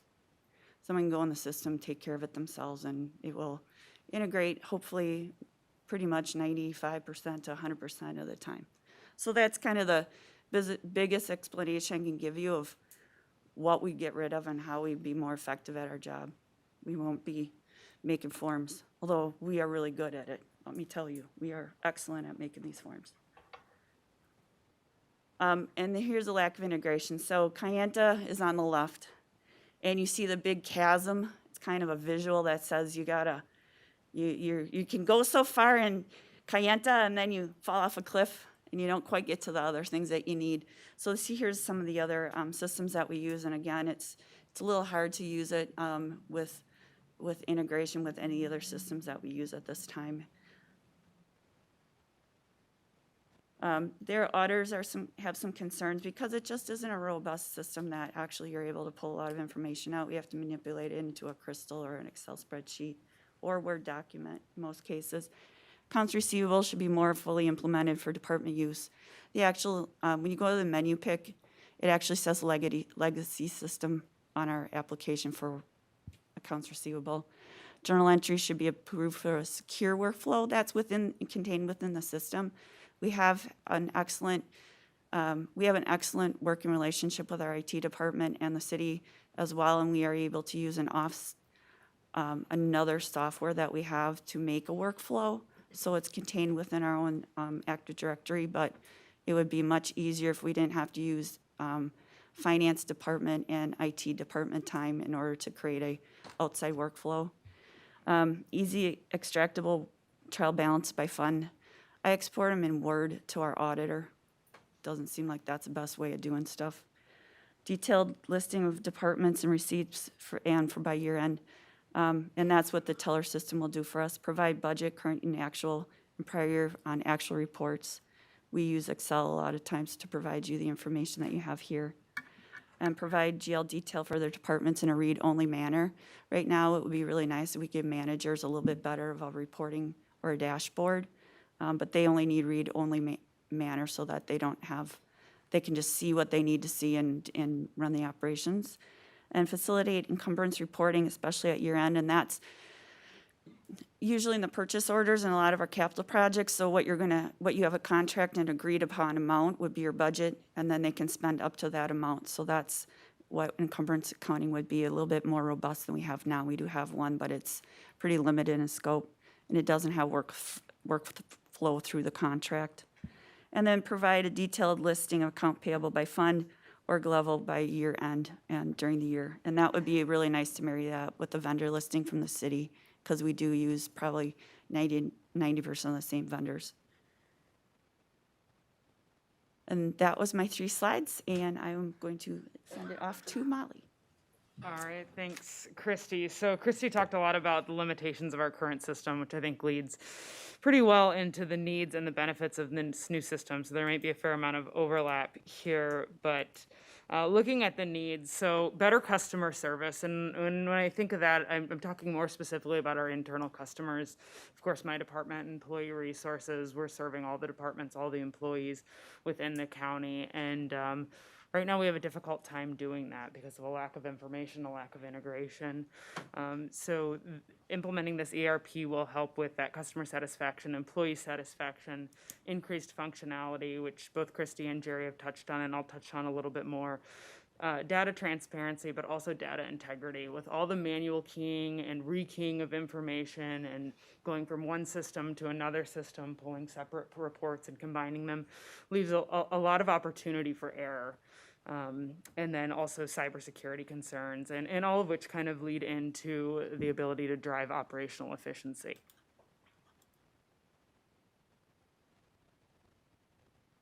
Better customer service, so process transparency, increased consistency. So consistency really leads to quality and efficiency. Right now with our manual processes, they always look and feel a little bit different each time because it's all dependent on how we fill out a form, who we send it to.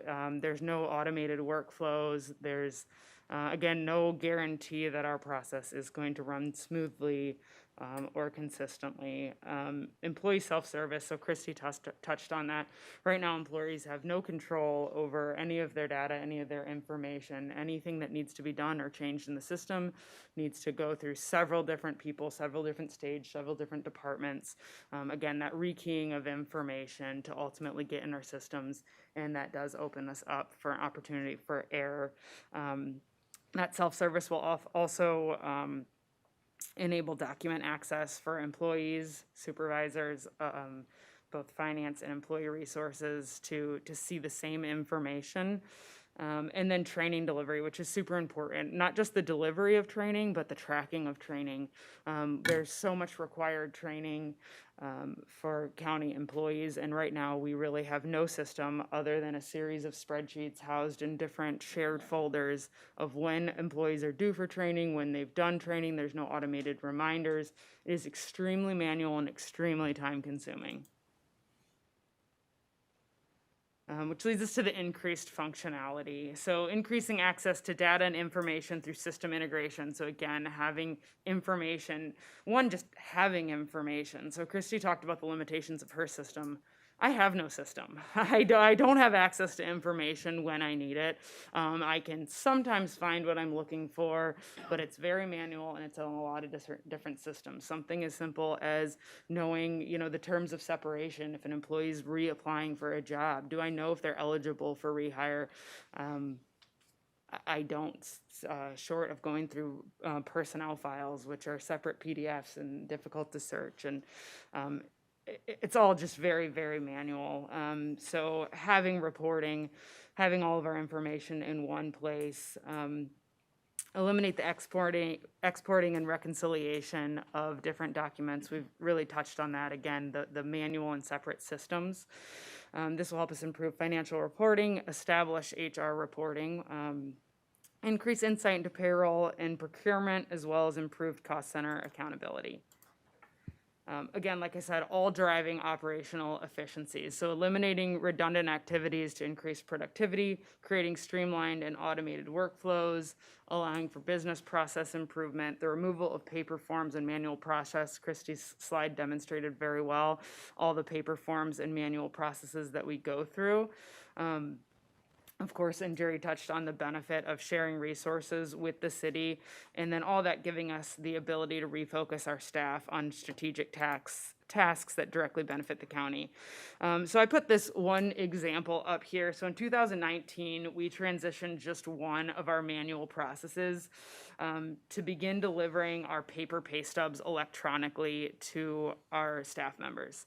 Through that process, we were able to increase access to that document, increase privacy of the information that was on that document, and there was both time and cost savings associated with that. Just from that one process change, going from a manual paper delivery to an electronic self-serve, we eliminated 25,000 handoffs a year and almost 500 hours of time with a combined soft and hard dollar savings of $50,000 a year, just taking that one process and making it, streamlining it and modernizing it. And so what this ERP system is gonna do, it's gonna take every one of our processes, streamline it and modernize it. So we're gonna just see a very big impact, including cybersecurity. Okay, so the system we're talking about buying is a cloud solution. You guys might have heard that term in the past. What's unique about this particular system being in the cloud is all of their customers, and I'm going to show you in a little bit the extensive customer base they have. All of their customers are on the same version of software. They do 2 releases a year, and before that, they do that release. They tell if we buy this system, they'll tell us, hey, you got to get into your training environment and test all of your data on the new version, and then basically on an overnight they upgrade it, and so all of their customers across their whole customer base are all on the same version of software. Many of the other systems that we looked at are hosted on a cloud, hosted out on the internet, hosted as a cloud solution, but each customer has their own copy of the database. And what we found with the one particular vendor that it was our second choice, when we asked when we did due diligence calls with their current customer base, we found out that they were on all kinds of different versions because they weren't, it's hard to do and they didn't want to keep up with it. So going to this cloud solution is going to allow us, they have a lot of integrations, and I'm not going to get into today, but if anyone has any interest, I can talk a little bit about what Workday offers for integrations. We would no longer be hosting the servers for that. Today we host about 5 servers for our current environment, so we would be eliminating those. They have invested extensively in cybersecurity. My network manager met with them and spent, he and our security analyst met with them and called me later. I wasn't on the call, and said this was the best system that they've seen yet for the vendor's investment in cybersecurity. They have everything that we're going to be doing to it is encrypted, and they have pretty advanced authentication. They'll offer 2-factor authentication for the parts of the system that we want to have 2-factor authentication on. And so I'm really comfortable that it's a good security solution. So what we're recommending is to purchase Workday is the product. That'll be our financial and HR system. And then as I mentioned earlier, we have a couple of other products that we'll have to integrate with it to solve some other problems that we're not currently doing. We're intending to buy a system for cashiering called Teller, and that will, an interesting part of that is once that's in place, there's a lot of other process improvements that we can do at all of our front counters that we have today. So there's a lot of opportunity for Molly and Christy to work together with department heads to improve efficiencies in their administrative area as well. We currently do all of our debt tracking, investment tracking, and lease tracking either in a variety of paper forms, and sometimes we use consultants to help with that. We're intending to buy a product called Tracker that would do that, and actually we're going to, the plan right now is if we get approval from you guys on Tuesday and from the city for their portion of this, we would do the Tracker project right away. It's a fairly small project, and we get big quick benefits from that system right away. And then we're looking at a product called Cartograph that we would put in for highway. We'd be using it in Parks Department, and the city would be using it for their public works crew as well for project-based job costing, as I mentioned earlier.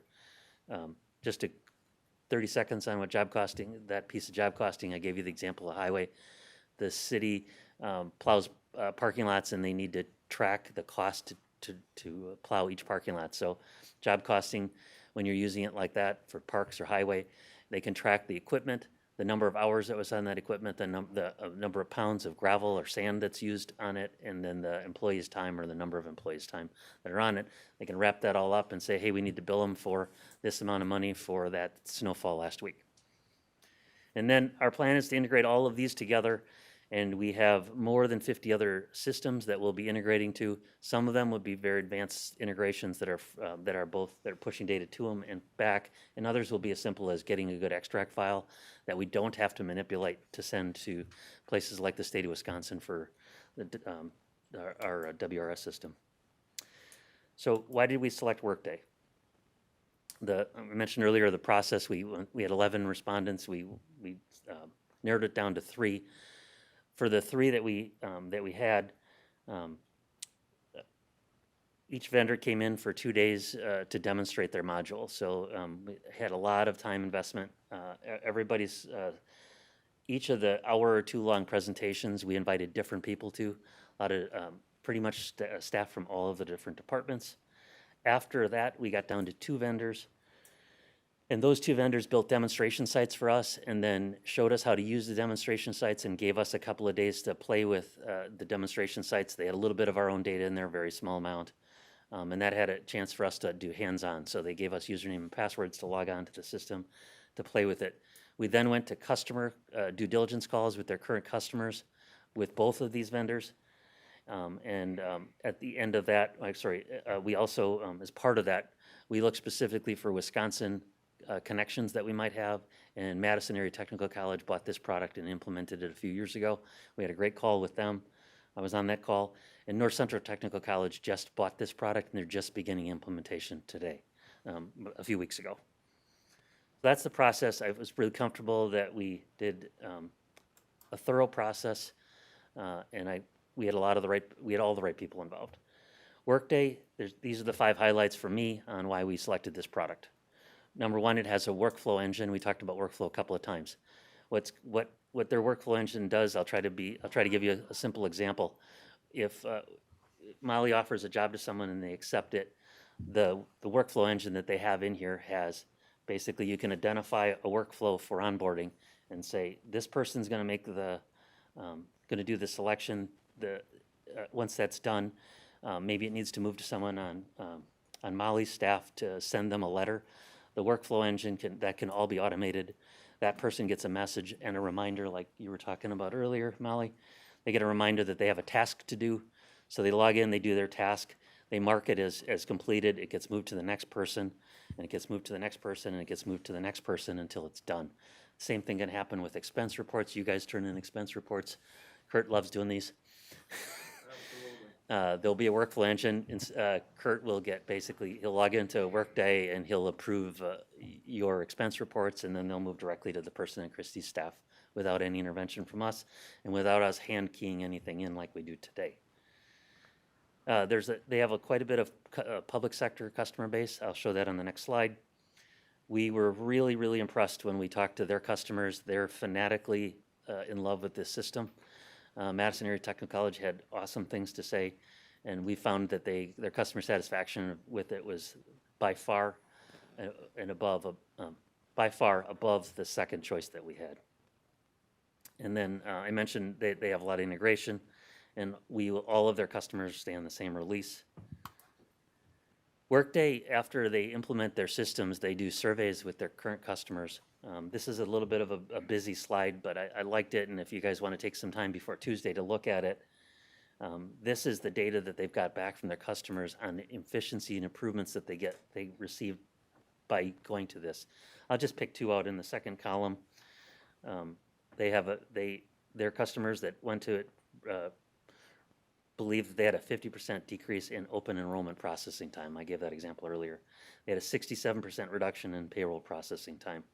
This is a really high handoff area for us. So if you have any questions about this, we'll answer them later, but these are all of the data that they have from their current customers. So I mentioned that they have a large customer base. So on the left side of your screen, these are all city and county governments. And across the top of that are combined city and county governments where they have combined and share across that. So that's, I don't know if I can read it very well. Sorry, Louisville, I'm sorry, the city of Denver in the right-hand corner there, the city and county of Denver are both on Workday, and they share some of the same resources. And then Kansas City and the county that Kansas City in, which, sorry, I don't remember the name of it, is in the upper left-hand corner. You can see it says Unified Government on that. And then I think they also had Omaha that has a combined city and county government, and I don't see it on here, but I believe that's one of their customers as well. In the middle, you can see that they have a huge amount of public sector, large companies. I won't get into that, but I think you guys recognize all those logos. And then on the right-hand side, they've provided for us their Wisconsin customer base, and Kohl's, Johnson Controls, I mentioned Madison Area Technical College, Trek, Sentry, Marshfield Clinic. In fact, actually, we have hired a few Marshfield Clinic staff over the last couple of years, and the ones that I've talked to said they're really happy with working in this system. So I'm really comfortable that they've got a great base. This is just their Wisconsin employees. They, when they looked across all of their Wisconsin customers, they're representing 660,000 people in the state of Wisconsin. So it's not an expensive system, which is why we're spending so much time talking to you about this. This is a little bit of a busy slide, but when Molly and Christy spoke at HR Finance last week, there was some questions about the detail behind it, and I wanted to provide that, and we can answer any questions on it. But what you see in front of you is the cost for setting up, and then the setup time, and then the annual subscription time for Workday. Collaborative Solutions is the consulting company that will be helping us do the implementation. Workday doesn't do that themselves, they just provide the software. And then Teller, Tracker, and Cartograph I've spoken about earlier. If you see in the middle, if you want to look at this on your own, zoom in on your own screens, the additional cost, we have interface costs for some other vendors. We have the staff augmentation costs that we're expecting to do, which is additional staff that are going to come on to either help with this project or do some of our staff's current work so that they're free to do this work. And then we have a contingency built into there. And on the bottom of it, you can see the capital costs. We have some reductions in there. I'm not planning to go into detail on that. So what we need from you on Tuesday is approval for the capital costs of $4,059,000, and then the commitment and understanding that we're signing a 10-year contract with Workday. I wanted to point out that I spent most of the last 4 to 6 weeks working with Mike, and on I don't know how many phone calls, but many phone calls with Workday and their lawyers, trying to work out the best contract we have that has the best protection for risks for us. No software project is without risks, as is this one is no different. I'm expecting that it's going to go well, but in the process of the negotiations that Mike and I worked on with them, we ended up shifting gears a little bit, and we found that we could buy this under a consortium contract licensing. So it's our intention, if we get approval to spend the money on it, we'll actually be buying it through the state of Texas's DIR. They have basically a consortium contract for Texas, which has more favorable termination terms for us. And we probably spent a couple of hours just on that one little piece. But I'm really comfortable that we made great progress, and we're going to be able to buy that on that product, on that license, at the same price as they originally proposed to us. This is the schedule. It's originally they said they could do this in 12 months. We asked them to actually give us a 15-month schedule. Some of the other products that we looked at are 2 to 3 year implementations. So the reason I brought that up is we are going to have an incredible investment in time on our staff to get this system implemented. I see Jonathan nodding in his work area. I'm sure he understands that. So what happens is that we dig into planning with them. We spent a lot of time after contract signing. I'm hoping to sign the contract within the next 2 weeks, probably by October 1st, because we want to try to make a schedule that has us doing this going live on 12/31/2022, basically ready for the first payroll in January of 2023. And then we will continue to do the integrations probably for another 6 months after that. If we miss that window, it's our expectation that we'll move right to April 1st, because we want to do a quarter end to do the project. Questions? That's it. That's all I got. Did I miss anything, Molly? So with that, I'd open it up to questions, but I will make a couple comments. I have served on this board now, on Marathon County's Board of Supervisors for 16 years. I have been involved in the finance department and/or the work in the finance department since 2012, either chairing the finance committee or in some ways a member on the finance committee. And I know Christy is just entirely in love with Kayenta and doesn't want to leave Kayenta. However, one of the things that I've often requested, and it's been almost impossible and I'm not blaming the department, is the finance committee has looked at some reports that it's wanted. And those reports are a report on actual to budget and comparison from year to year.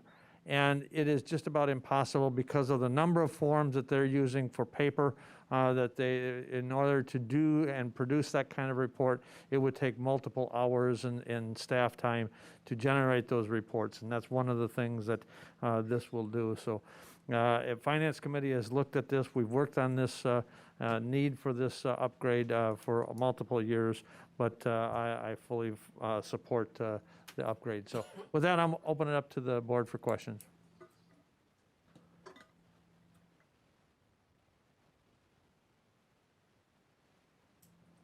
Oh, you did such a great job. There is not even a single question from the board. Okay. One thing I didn't mention, it's on one of the slides. Christy, through some projects that we've already finished, we have a $1.5 million basically set aside in our capital budget at the moment for this. Quite short of the 4 million, but it's a good start. And just so the board is understanding why we're coming through the process that we're doing, this board cannot commit another board to future funding, but you can through a CIP project and authorization through a CIP project. So this board is being asked to approve the full project, so the full funding for that project is approved now, rather than trying to commit, because if we chose to go the other way, another board, what potentially could happen, you have a new board setting in April of next year, and they could come back and say, nope, we're not funding that project, and now you're in the middle of the project, the middle of the ERP system, and you don't have the funding to complete the project. So that's why this board is asked to be looking at the funding request for the commitment for the whole project. Christy? And it is a 2021 project, it's already in, so we would then amend it. That's what the request also is, to amend this. But when you do look at your 2022 CIP project, I put it back into that same one, but at the new dollar amount, just to kind of give that visual. But what we would actually do is amend the 2021 budget for that dollar amount, but it's a placeholder to remind you that it would be then moved forward for 2022 with additional funding from any source that we have available at that time. So I just didn't want you to think we've put the same project in twice, but that was just, it's kind of a different way of doing it, but we just want to make sure that you're aware we were going to amend it for this year, but that in 2022, as part of that resolution, we would move forward with the continuation of the project. I want to thank Jerry, Christy, and Molly for a great presentation. I think the need and the demonstration and the due diligence that's been shown is quite evident with the lack of questions from the board. Moving on to item 10C, 1C, consideration of an initial resolution approving a revenue bond financing for Bug Tussle Wireless LLC, Resolution 62-21. And we have the chair of the Broadband Task Force, Supervisor Robinson, if you would, please. Thank you, Mr. Chairman. Tonight, we'll have a presentation from Steve Schneider from Bug Tussle relative to giving an overview of what they're planning to do in terms of trying to expand broadband services to many of the underserved areas of the county. And we've been working with him on Public Service Commission grants and other things, and we're excited about the possibility to come in with a minimal outlay on the part of the county in expanding services to those areas. And Steve will give us an overview of what his plan is, and then Mike Pruner will then give an overview of the initial resolution, what we're agreeing to and not agreeing to as part of that process. So Steve?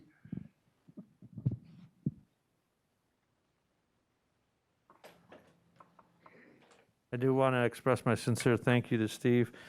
He's been here patiently waiting for almost 2 hours now, and has a small track back to Green Bay area when he's done. So thank you, Steve. I learned a lot while I was listening to various presentations. I want to start with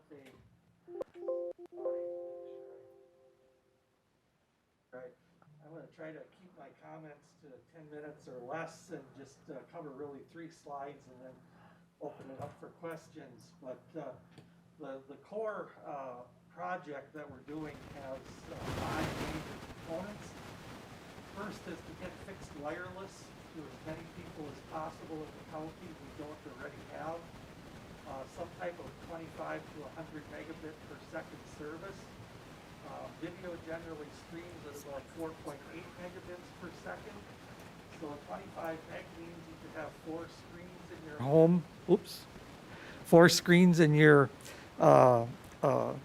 residence at one time streaming video. When we get to 4K, which is a new technology coming up, that will require 25 megabits for one stream.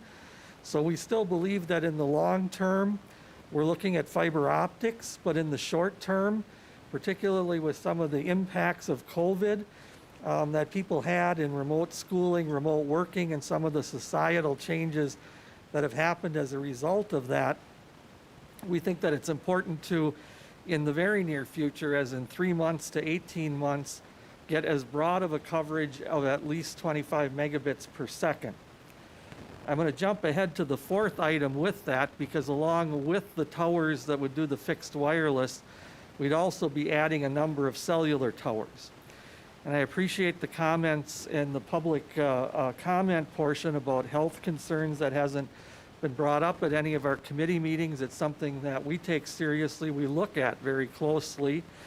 Having 2 children who had cell phones back when the outputs were much higher, back in their 4th grade years, I spent a lot of time on that, and I'm on a national committee that looks at research, and I'm lobbying right now very heavily to do some research on the impacts of low-level radiation on preventing cancer, because one of the things that has become apparent in some of the statistics that are most recognized are that the incidence of cancer has gone down dramatically since cell phones came out. In 1991, 20% of people in the country had cell phones, and there is an incidence of new cases of cancer of 500 per 100,000 per year. Fast forward to 2019, 2020, into the current year, where 110% of the population has cell phones or some type of device. I'm walking around with 2 in my pocket and an iPad. And the incidence of cancer, and this is reported by the American Cancer Society, which is very reputable, has gone down to 430 cases per 100,000. Worldwide, the World Health Organization has put out a bulletin indicating that there are no health concerns, and that's with 6.9 billion wireless users out of 7.9 billion people on this planet. And the one most quoted is a 1999 National Toxicology Program, which, when I was working with the Cellular Telephone Industry Association on one of their committees, I had the pleasure of interviewing, which was 14,000 rats and mice that were exposed to radio frequency for 9 hours a day for 2 years.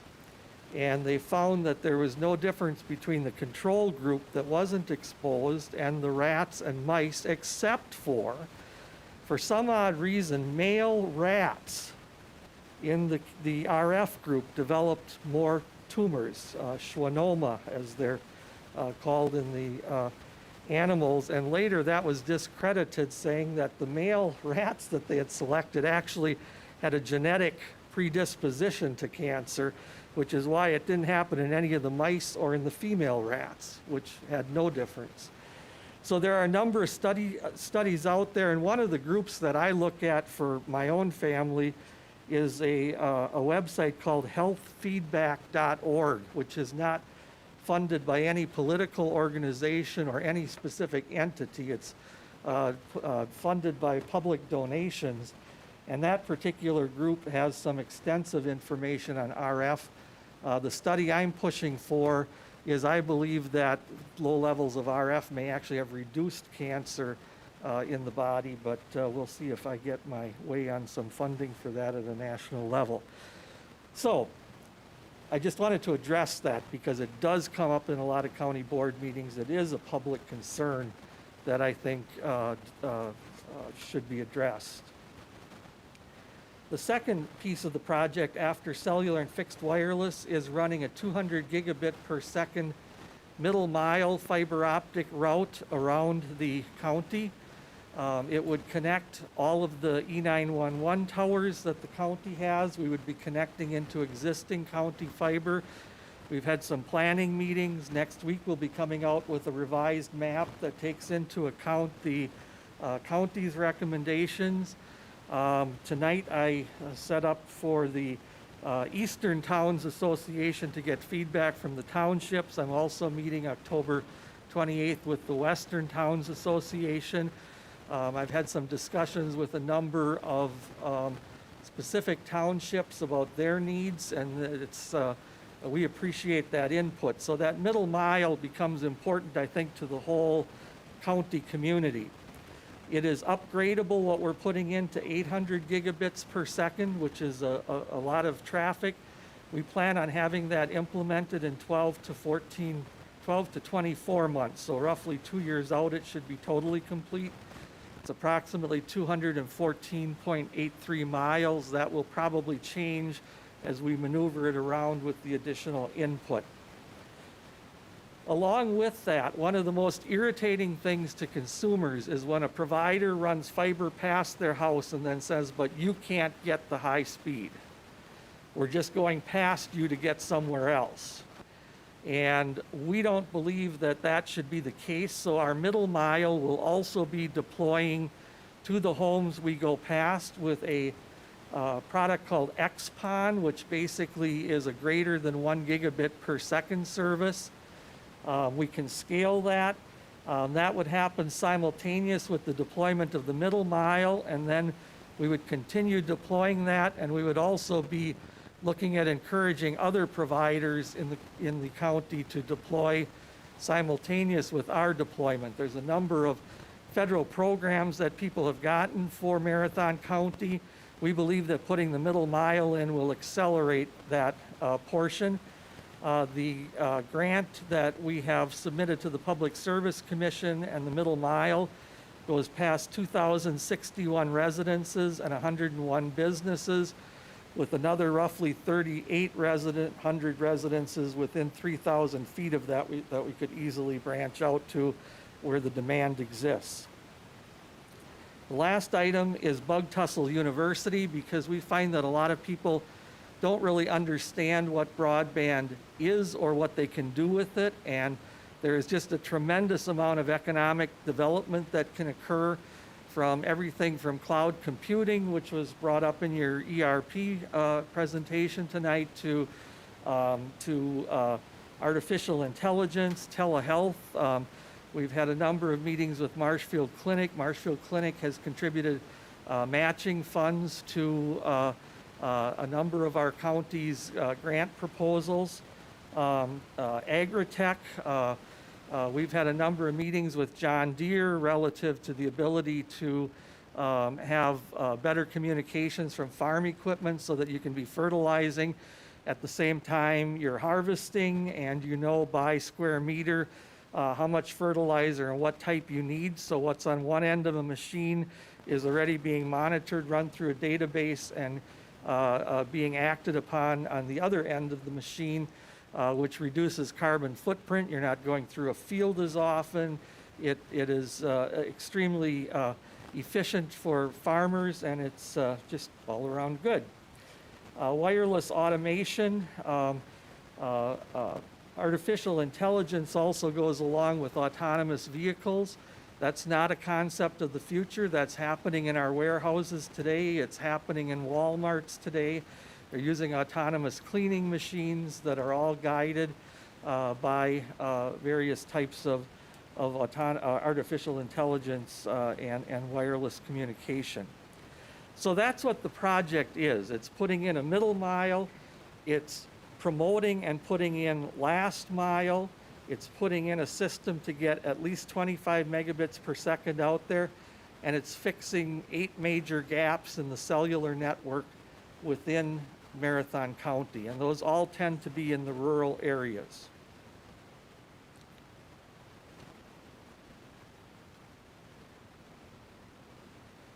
The benefits, immediate impact of having 25 to 100 megabits per second is significant for consumers, for your constituents.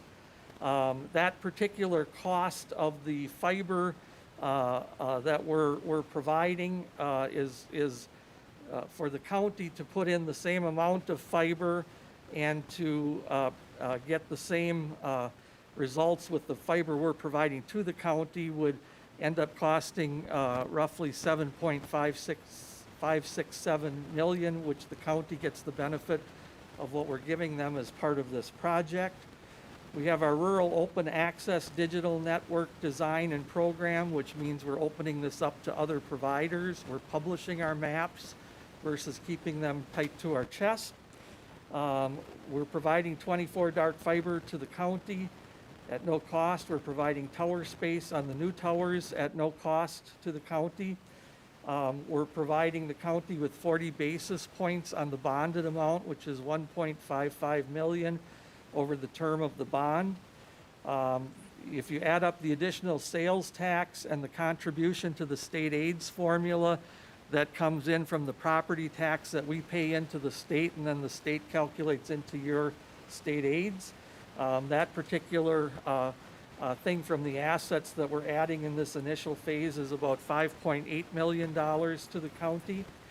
And then on top of that, you have Tussle University, which is a community education, which would just promote the use of technology in the county as a whole. We'd hope to partner with the school districts on that.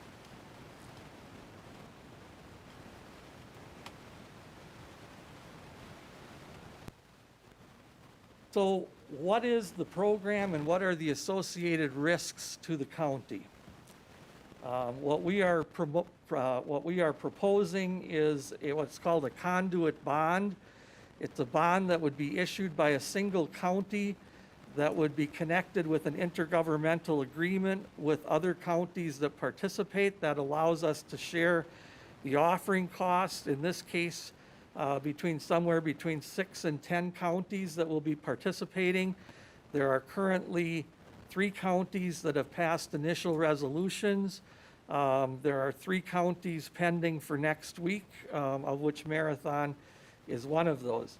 The initial resolution is what puts the public on notice that there's a consideration of bonds. It does not commit the county to anything. It starts the process. Bonds cannot be issued until 30 days after the initial resolution and until the county board makes a final resolution with a 3/4 vote. What we're proposing and the county's contribution to this is not money. It is a guarantee of the dollars that we're bonding. Right now, bond rates are very low. 30-year bond rates are, our initial quote was 3.35%. I had them run a quote as of today, and we're at about 2.7% as of today. We're using 3.35% for budget purposes, but the difference between those two lowers the total bond by about $2.3 million. So that's something that we look at on the day the bonds are issued. The guarantee is not a guarantee of the full bond. It is a guarantee to replenish the debt service fund There is 1 year of debt service fund that is put into escrow with US Bank in Milwaukee at the outset. That is available to be drawn against. We replenish that on a monthly basis after the initial build-out period. During the initial build-out period, interest is imputed into the bond offering. There is a guarantee by Hilbert Communications, which is our parent company. We have a business enterprise value of about $160 million, a book value of about $40 million. Last year we had $65 million in revenue and we had net income of $19 million. The total debt service on the bond offering, if all of the counties participated, which is $200 million, would be about $4 million per year, just to compare that to the $19 million of net income we had last year and $35 million of operating cash flow. So we're a well-funded company. We have good financial strength. There's an access agreement that would be negotiated between now and the final resolution, and that would provide for 24 fibers to be used for county purposes, however the county would like. And again, we've already had some discussions with the IT department, the sheriff's department, the leaders of the county. We have in there the terms of use on the towers, where the towers could be used for E911 purposes. The towers that we're building would also likely be used for FirstNet purposes, which is a national public safety network. And if there's any other concessions to the county, they would be in that particular agreement. And that may be in the form of things like, for the first 3 years, we'll offer 25 megabits per second at no greater of a rate than $50 a month, and we'll offer 1 gigabit for no more than $75 a month, and things like that that we can negotiate in with the county.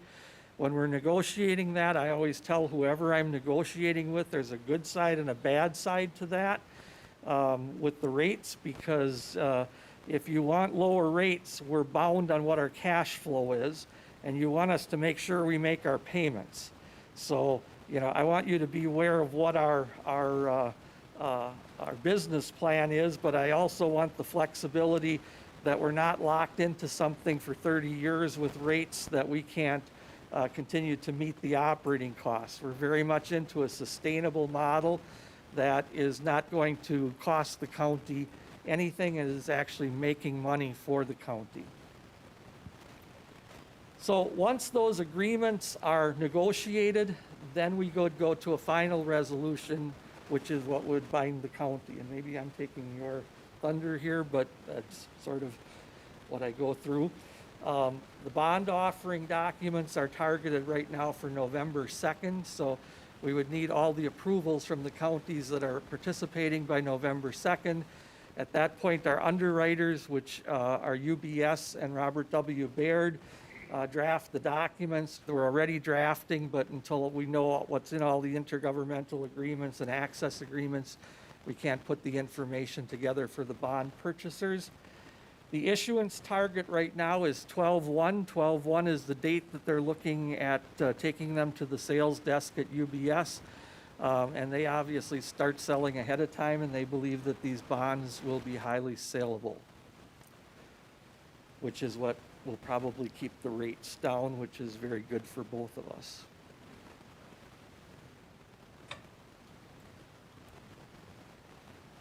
This map just gives you a rough idea, and again, this is an old map that is in this package because we've already gone through some things with the county where we're going to move things a little bit to line up with where the county's fiber is.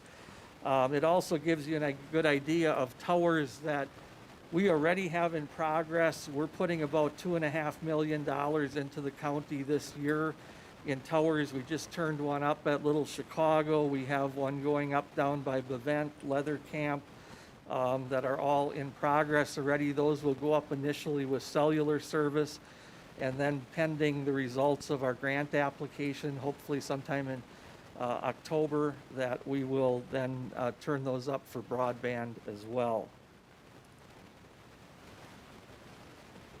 And I could go on for hours because I love talking about this stuff, but it's been a long night already, I know, for you. So with that, I'll open it up for questions. I guess we'll turn it over first to Mike and let Mike explain what this resolution does and what it doesn't do, and then we'll open it up for questions, if you don't mind, Steve. Thank you. Go ahead. Thank you, Mr. Chair. And Steve is correct, he did steal much of my thunder here, but the issue before the board on Tuesday is going to be approval of that initial resolution that Steve mentioned. This is outlined, in case you're interested, in Wisconsin Statute 66-1103. I've reviewed the resolution in detail. We've also had bond counsel from Quarles and Brady review it, as we do with any bonding that the county is engaged with. Bond counsel did get back to us with a legal opinion. They found the resolution was in appropriate format. It's typical of this type of conduit bonding, and they didn't have any concerns about the wording. They did emphasize, as I'm going to, that this resolution does not bind the county to anything at this point. What it does is it sets forth the framework for negotiations with Bug Tussle. It also meets the requirements of 66-1103, as it puts the public on notice that we're considering using our bonding capacity after negotiations are finalized. So passing the resolution doesn't bind the county to proceed with any financing. We're not guaranteeing any bonds by passing this resolution. Those decisions would be made separately by this board after they have a chance to review the entirety of a final agreement. So passing this resolution would meet the public notice requirements that we're required to do statutorily, and then it would start the discussions on those final documents. All right, I guess I'd open it up to any questions. Supervisor Robinson, you have an additional comment? You know, it's been a pleasure to work with Stephen and his staff. But, you know, he referenced a meeting where we talked about the routes, and the route that was laid out is very similar to what Design 9 had come up with when we commissioned them to do a study and try to meet the needs of the county. But we were impressed with his willingness to move the route to go to town halls, towers, existing communication towers for the E911 system, and his willingness to come out in both the Eastern and Western Towns Association to meet with the towns and the villages to try to see if we have additional needs. But again, the county will get dark fiber. We will also have access to several of the towers for our emergency services and other needs. So there are some benefits that will be coming to the county, and we look forward to continuing to work with him. There are, again, the two agreements that we will need to work on, the memorandum of understanding or the intergovernmental agreement with all the participating counties. We had a meeting last Friday with Chair Gibbs and I were participants in it with Bug Tussle, Fond du Lac County, other counties. And there's a desire to have a similar memorandum of agreement or with all the counties spelling out the terms and the conditions. And then there will be the access agreement spelling out some of the conditions unique to Marathon County. So we have some work ahead of us. There will be a public hearing, and we have a lot of work to do, but what we are committing to is a process, not to a product at this time. And with that, please ask any questions that you have. One additional comment I would make is, you know, again, as I said earlier, at the end of this term, I'll be on this board 16 years. 13 years ago, this board took up broadband and the need for broadband expansion in this county. Here we are 13 years later, and literally we have virtually no improvement in broadband in the rural communities. We have an opportunity now, and I want to thank Steve and his company, to actually impact the community and the lives of the residents of Marathon County by offering and potentially offering broadband that is actually going to deliver service to the residents. You know, if anything that has come out of the pandemic, it is the need that broadband is in this community. whether it be for economic development, whether it be for education, whether it be for business. And so I am pleased the progress that we've made, but again, I think we've still got a ways to go, but I fully wholeheartedly support the project as we move forward. Other questions? Supervisor Christensen. Thank you, Mr. Chair. Steve, are you going to be using any existing cellular towers that are out there now? We use cellular towers wherever we can, where there are landlords that are willing to rent to us at a reasonable price. We work closely with AT&T, so all of AT&T's cell towers are part of our network, and the 8 towers we'd be adding get integrated for AT&T service. We open our towers up for whichever carrier would like to use them on a roaming basis, on a wholesale basis. We have agreements with T-Mobile and Verizon at this point, and in the near future we will with Dish Network.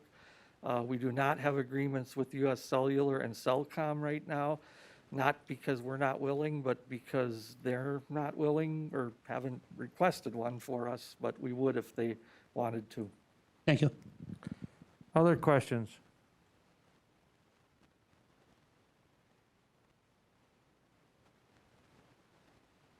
Well, Steve, I think you've answered all the questions, and I again want to sincerely thank you for taking time out of your busy day. I know you have traveled all over the area in this last 3 months, and I look forward to continue working with you.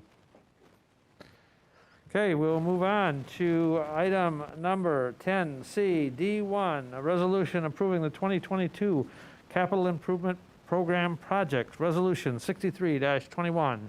Any discussion?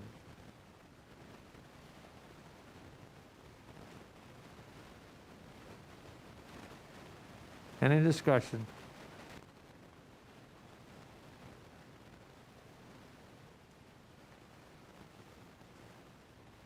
Okay, we will move on to item 10C, 1E, salary range adjustment for law enforcement and correction manager, Resolution 64-21. Any discussion?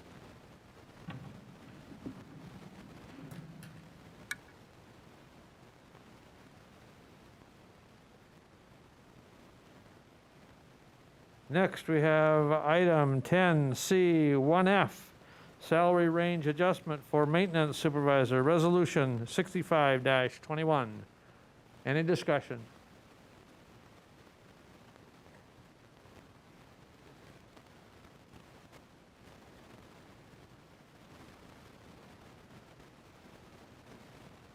Okay, moving on to item 10C, 1G, approval of the 2021 budget transfer for Marathon County Department of Appropriations, Resolution 66-21. Any discussion?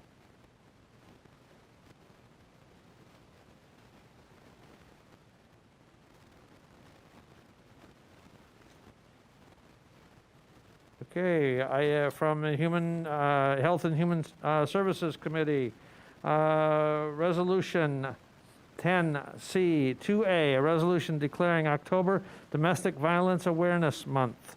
Resolution 67-21. Any discussion? Supervisor Butke. Thank you, Mr. Chairman. I would just like to point out that we do have some representatives from the women's community that are here tonight and have patiently waited. If anybody does have any questions regarding this, I think this is a relatively non-controversial resolution, but I do appreciate their presence and showing their support for this important resolution. Thank you. Supervisor Harris. And Chairman, if I could request that the clerk read the resolution given the importance of it.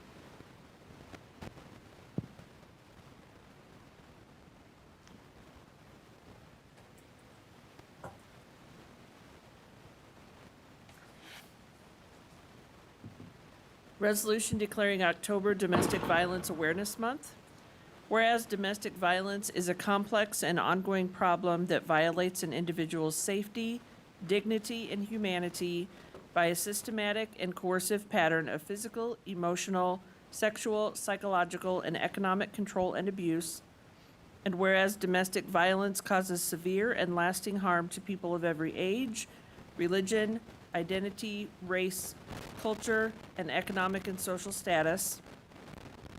And whereas domestic violence is often the common denominator in many types of criminal behavior and is linked directly to all forms of violence, making anti-violence efforts that address discrimination of any kind vital to the work of ending domestic abuse. And whereas in 2019, individuals died in Wisconsin due to domestic violence at a rate of 1 death every 5 days, it is extremely challenging to fully illustrate the scope and impact of domestic violence as the consequences extend far beyond the cases that meet criteria for data collection. And whereas by observing Domestic Violence Awareness Month, we seek to increase awareness of abuse in intimate partner relationships and to implement preventative strategies and support for those experiencing domestic violence. And whereas with the unwavering support of Marathon County, the women's community, and victim service providers in our community, survivors will be empowered to face their grief, loss, anxiety, injuries, anger, and hope without fear of judgment, and will be understood, heard, and respected. And whereas through the inspiration, courage, and persistence of domestic violence survivors, their children, family members, and advocates, legislation and local community collaborations have enacted protections and services for future victims and their children. Whereas consistent with our goal of being the healthiest and safest county in Wisconsin, we encourage all residents to learn more about domestic violence and the resources available in our community and nationally to assist victims of domestic violence. Now, therefore, the Marathon County Board declares October 2021 as Domestic Violence Awareness Month, and be it further resolved that the Marathon County Board of Supervisors hereby calls upon our citizens to stand together against domestic violence and to offer compassion, support, and understanding to survivors. Okay, any further discussion? Supervisor Pizzotto. Supervisor Pizzotto, go ahead. Hello, good evening, everyone. I wanted to thank the women's community members for coming tonight and thank the Health and Human Services Committee for bringing this resolution forward. And I just wanted to take this time to say the name out loud of Lily Vang. Lily Vang is was a Hmong community member in our community who was killed earlier this year, and her case has been charged as a domestic violence issue, and I just wanted to remember her and acknowledge that domestic violence is an issue that affects our community deeply, and to thank everyone who is bringing this issue forward tonight. So thank you. Okay, any other discussion? Okay, thank you, and we will move on then to item 10C, 2B, a cooperation agreement for community development block grant, CDGB program, resolution 68-21. Any discussion? Supervisor Harris, go ahead. Yes, Chairman. I'm over the community development block grant, so I just wanted to give just a little bit of information about where Marathon County is and about the block grant in and of itself. You know, there's been a little bit of misinformation on the topic, so I do just want to allay any fears about it in terms of what it actually does.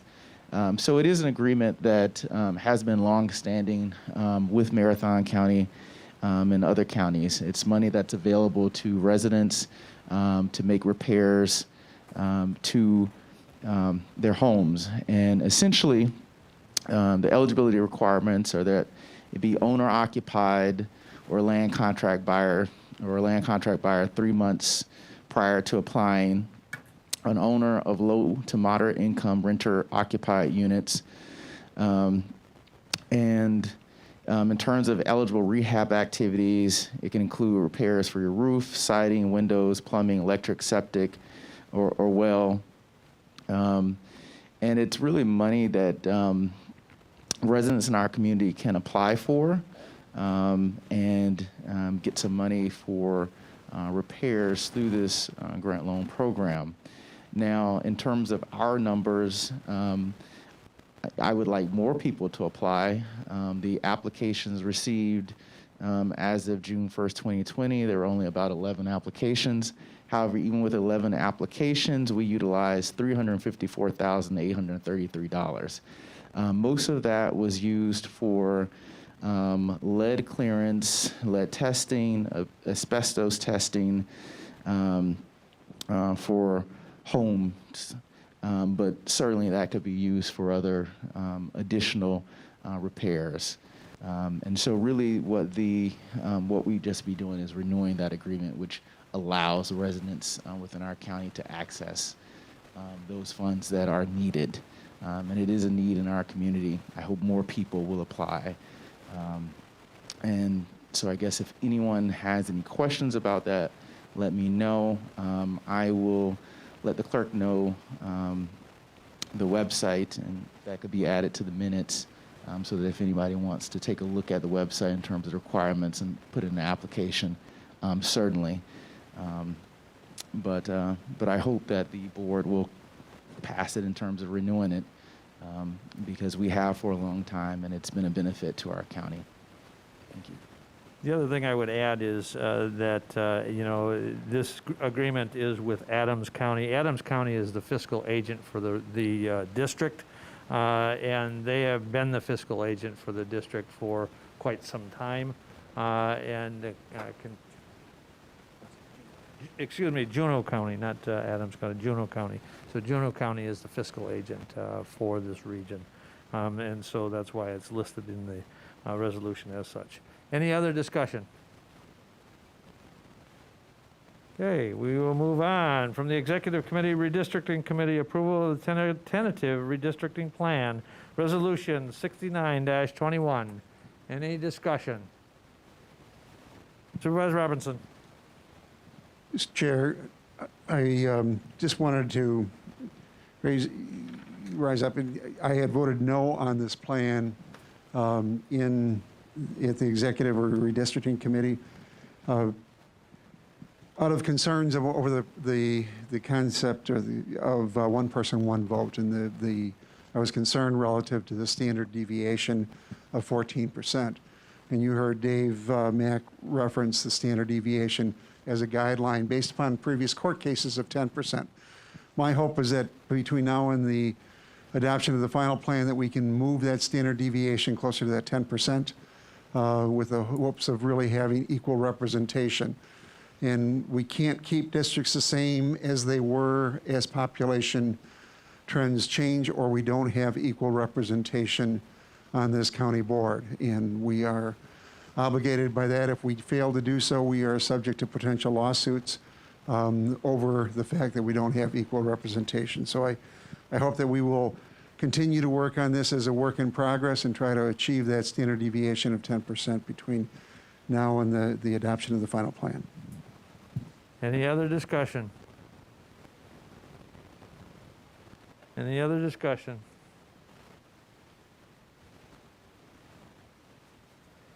Okay, we're down to item number 11, announcements and/or requests. One announcement I would like to make is the clerk has announced to me that the link to the redistricting map, the interactive map, has been sent out to all supervisors. So you have the map that has the tentative district redistricting plan on it for your review, more detailed, and you can zoom in and out on that map. Any other announcements and/or requests?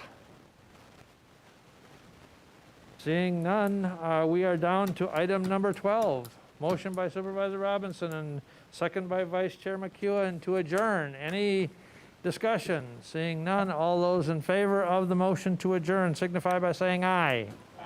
Aye. Aye. Aye. Opposed? Say no. We are adjourned. Thank you, ladies and gentlemen.